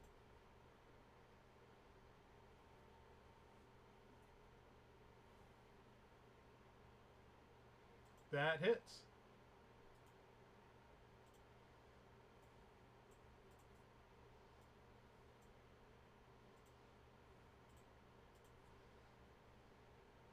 Uh, you shoot your arrow, and it sail sails through the chest cavity of this thing, splintering it, and it kind of shatters, explodes into twigs and bits. I'll be real, these things don't have much health. Their only threat is that they can, like, call more numbers, you know? With that being said, it's Wolfram's turn. Cool.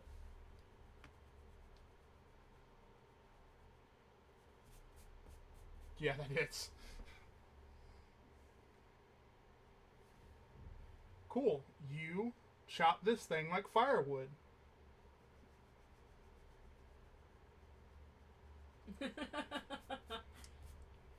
Mortimer, you are up, and there is one left, and it is flanking Wolfram.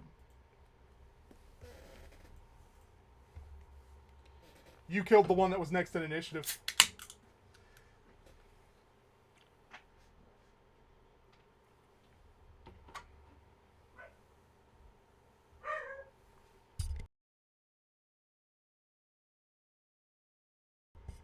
Sounds good. Let's see that roll.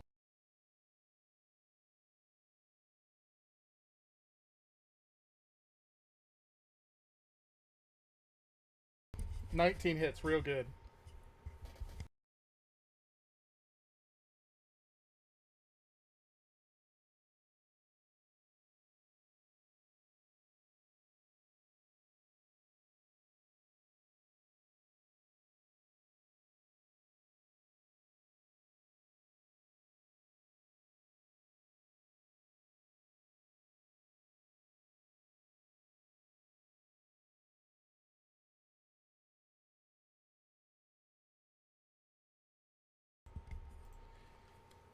Since you had the moss in a barrel already, I think you can just use that barrel for your trick hammer.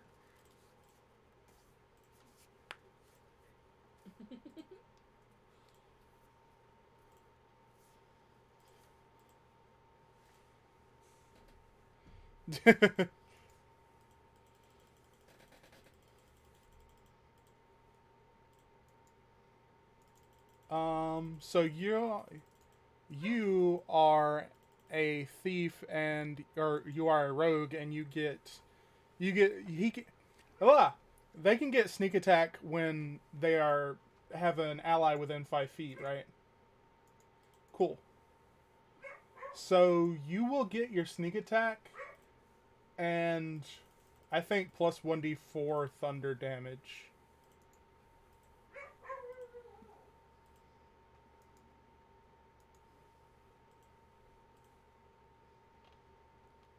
What are you asking?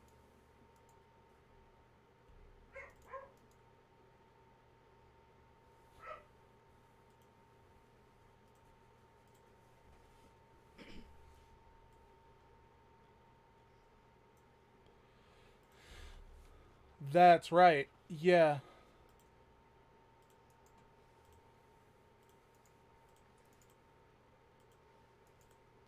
Honestly, I'd just forgotten how the trick hammer worked.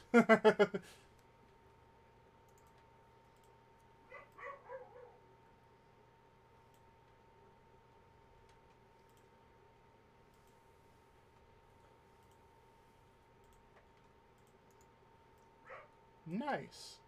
So, this this guy is smacked in. How do you want to do this? Because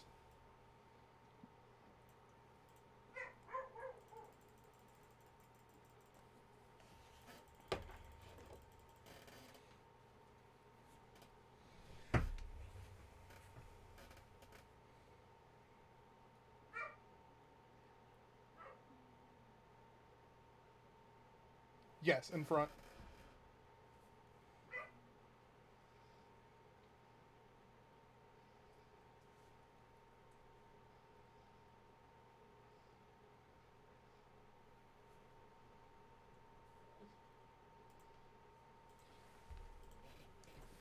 So as your hammer hits its chest, you see the twigs and sticks and roots that it's made of ripple with the sound as you. Well, I wish this phrase didn't have the connotation that it does, but you blow its back out basically. It the ripples, yeah, slam through its chest and it falls apart uh, with that hit.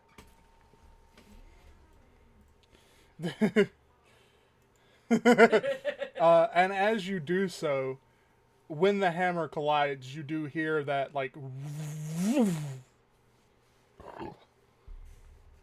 I mean, pretty much.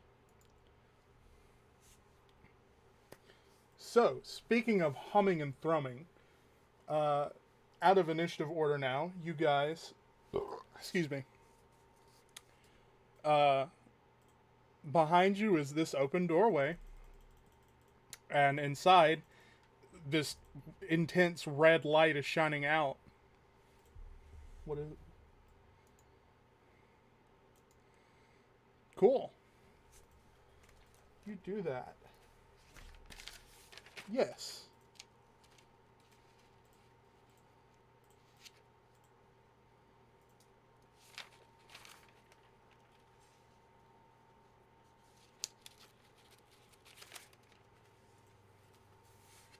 Okay.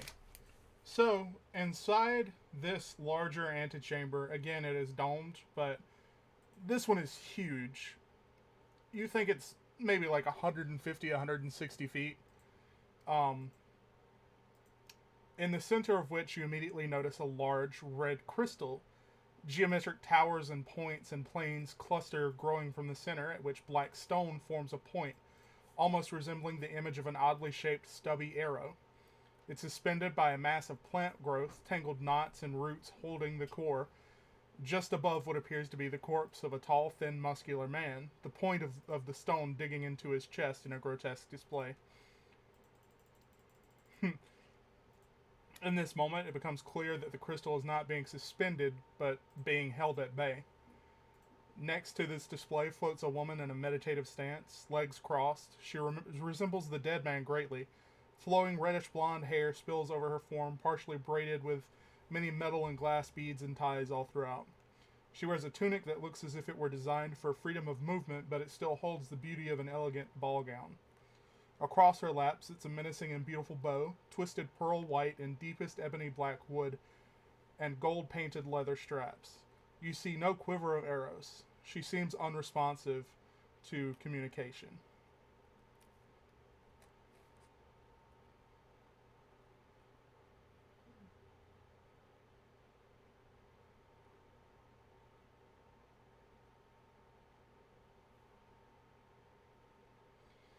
Yes. So there is a woman in a meditative trance. There's a large red stone that's emitting this light, hovering above a dead man's chest that it's barely digging into.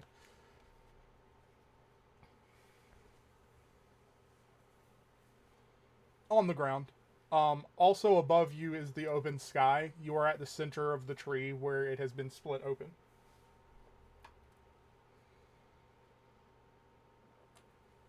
No, the man seems to be, for all you can tell, he's dead.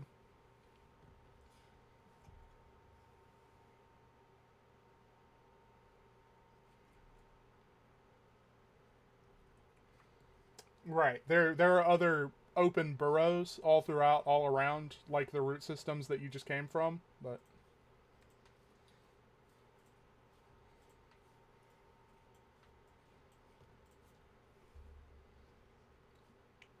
Molimer looks around at the scene and she says, uh,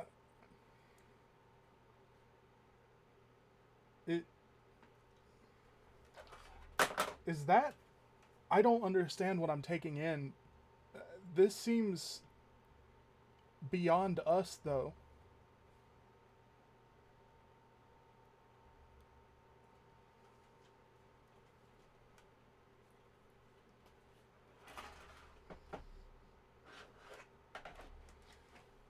So it is like the size of a football, just about. I need you to make a wisdom save when you grab it.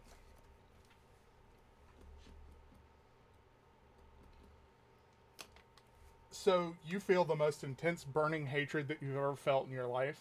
It feels like acid is running through your veins, and there is no one in the world that has ever cared for you. There is no one that ever will. You hate every soul that you've seen around you. Just this, all of these really dark, intense thoughts flood your head as you grab this crystal, and it beckons to you to feed its hunger. Don't do it. Well, depends on.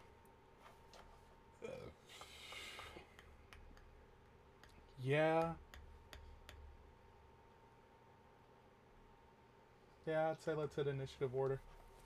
Wait, I have a question before we do this. Yeah. Because I have seen the kids. Yeah. Do any of these, or do these two people look like any of those kids? Like they are related at all? No. Okay, so it's not some of the parents. No. If we want to retcon a little bit, you guys can make checks in the last couple of seconds before he grabs if you want to try. If there's any specific checks that you want to try.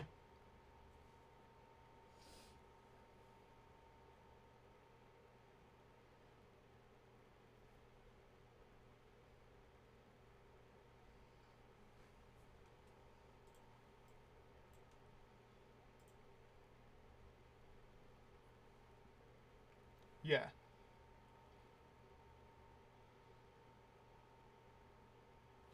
Yeah. So, do we want to keep initiative order from the last battle, or do you guys want to roll a new initiative?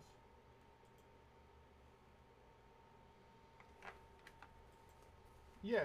So. Yeah. So let's hear what you got, Wolfram. Okay.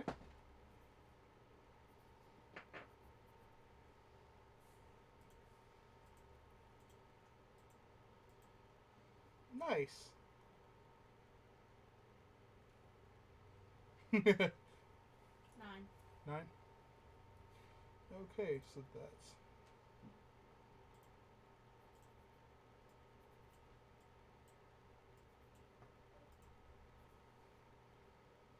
Okay, so.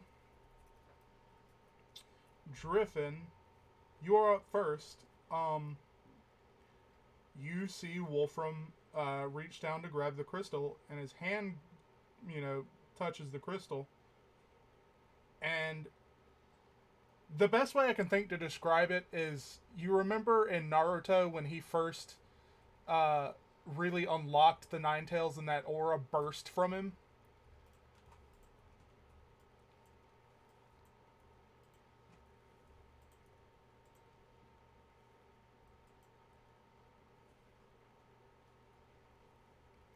Yes.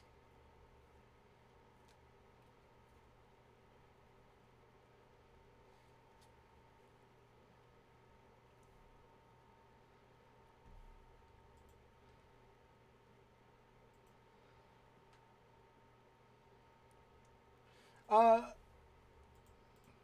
yeah. No. It is. I mean, I could let you make a strength check, but I'll be real. This thing is trying to tunnel downwards and devour everything in its path with, like, the gravity of a planet. So.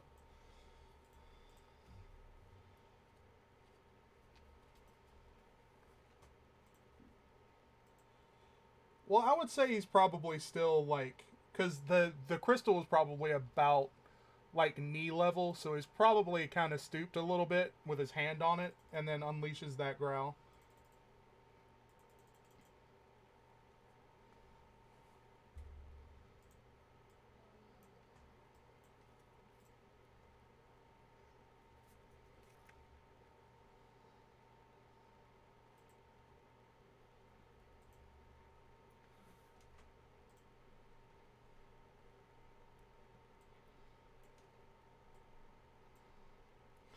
I mean, that's a safe bet, yeah.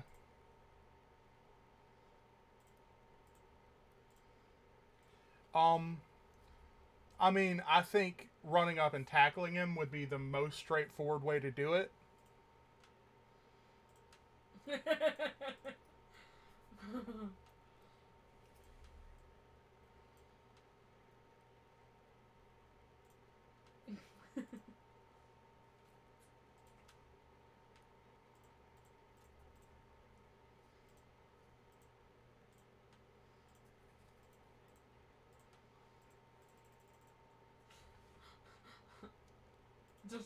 drop. I mean, that feels like a fair assumption to me. You're like, well, Wolfram's pretty physically larger than I am, you know.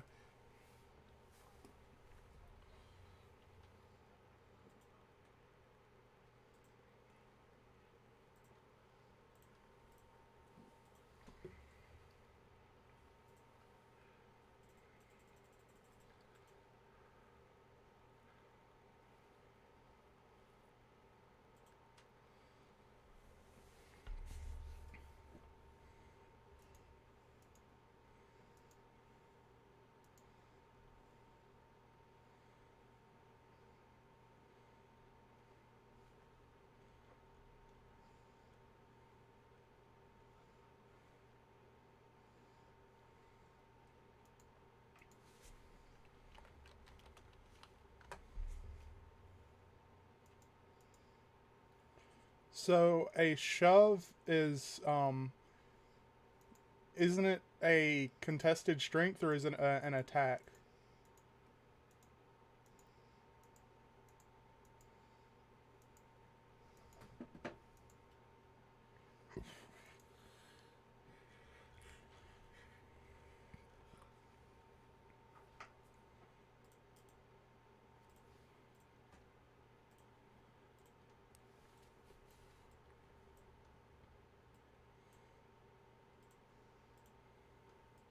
I mean, I think if you're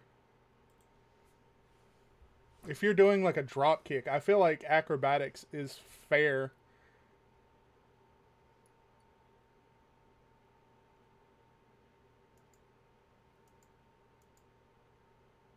Yeah.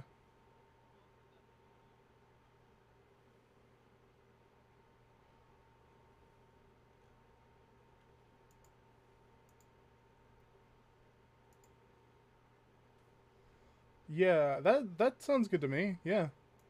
So you would roll 2d20s, take the higher one and add +1. Yes.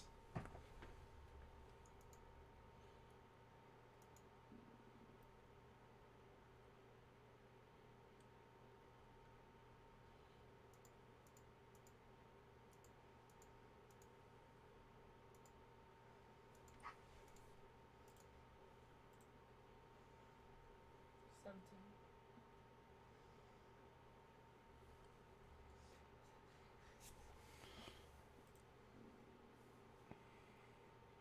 So, Wolfram losing contact with the crystal, these dark thoughts that they leave you, but it leaves behind this awful taste. Uh, like it tastes like if you licked a battery, but if the entirety of your body could taste that. No, it just pretty much. It's just this like this you don't like the feeling that it left behind. It doesn't feel like a permanent effect or anything. It's just it's not good. You don't like how that felt.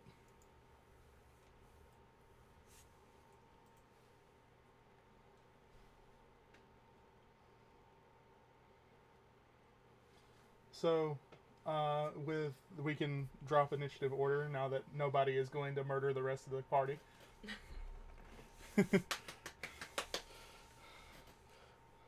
For real, though.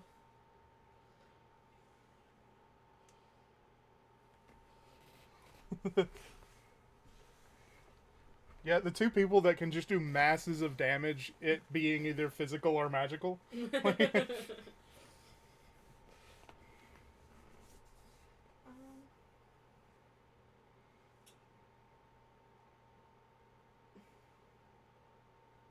Do you have something that you want to do?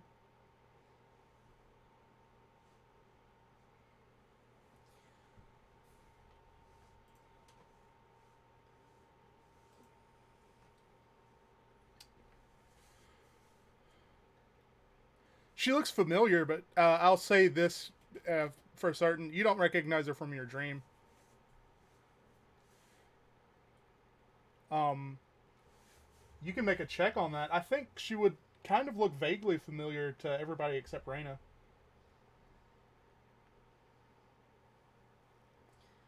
I think that would be a history.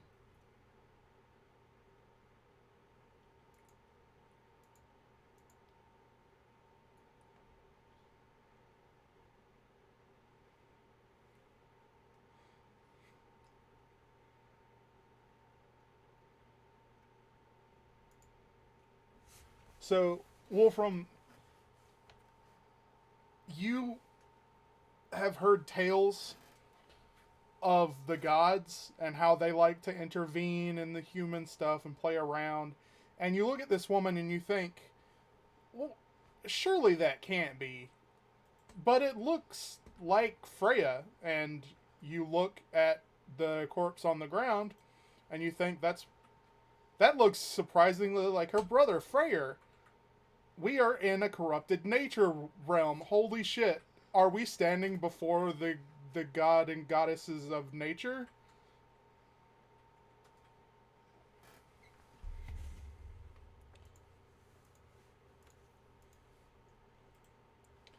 Um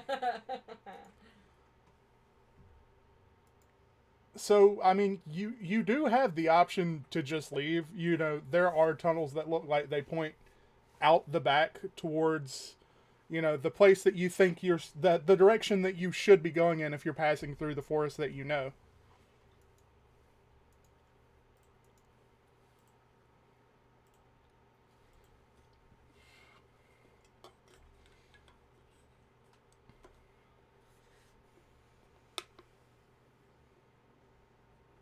The quill. You are more than welcome to. Um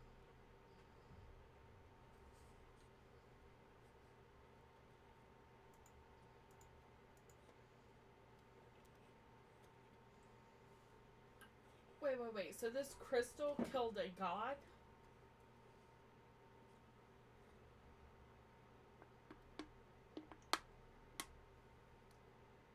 The crystal was inside of him.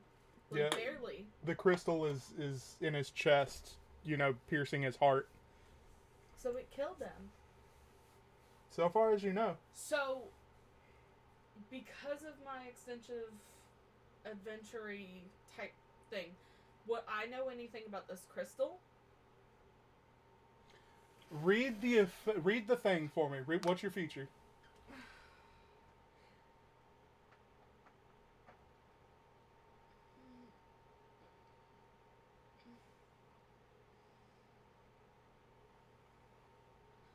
Hold on, I gotta pull it up because it's not on here.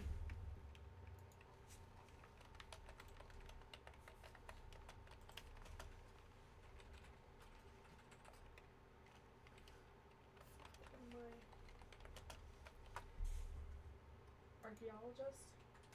Yeah.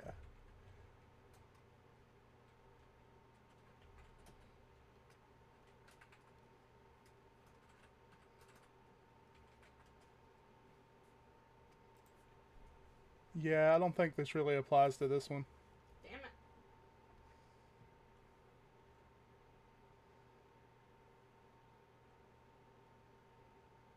Yeah, you could definitely make an Arcana. I think an Arcana would.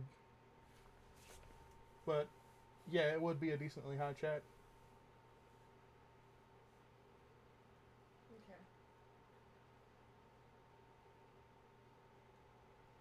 Okay.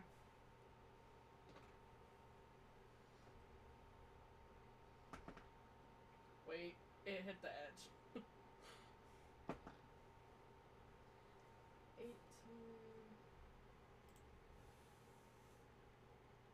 plus 3. 21. 21.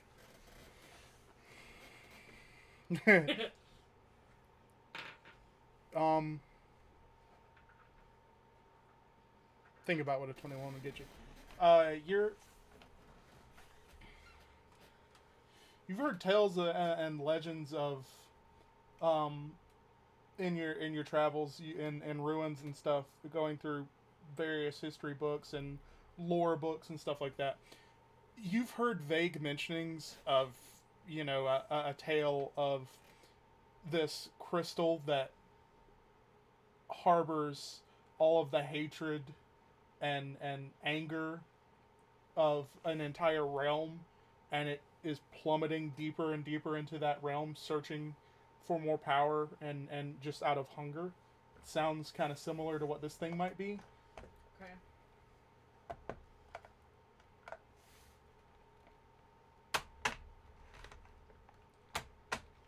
Yeah, it is.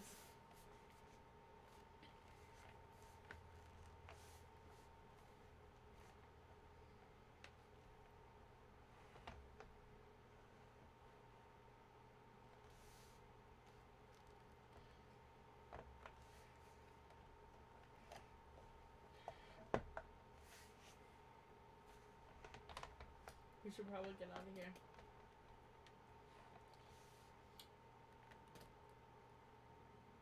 I do want to check for one more thing. Okay. Are there any markings on the walls or anything like that? There are runic languages and stuff that are associated with different lores and stuff that you've seen. Nothing specific. Okay, so nothing is going to tell me any more information. Stuff having to do... What languages do you speak? Elvish, Common, Dwarvish, and Celestial. Oh, shit. This is indeed the home of Freya and Freyr. All along Okay. the walls, in these, like, the ruins and shit, you can read, runes that point to that. Yeah. Do you think this probably used to be a home of sorts, but definitely something has corrupted everything around them?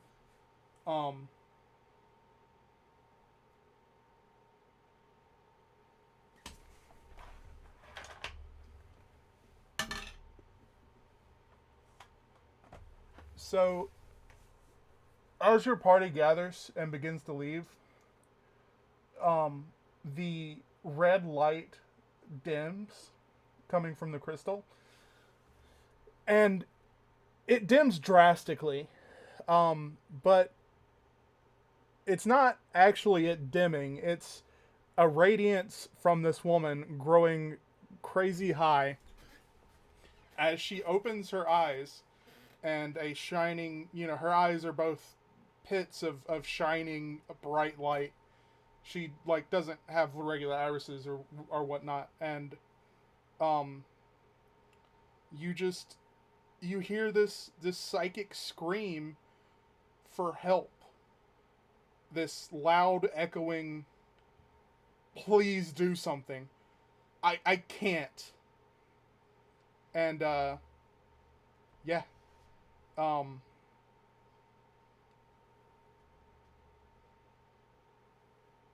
At this point, I think we can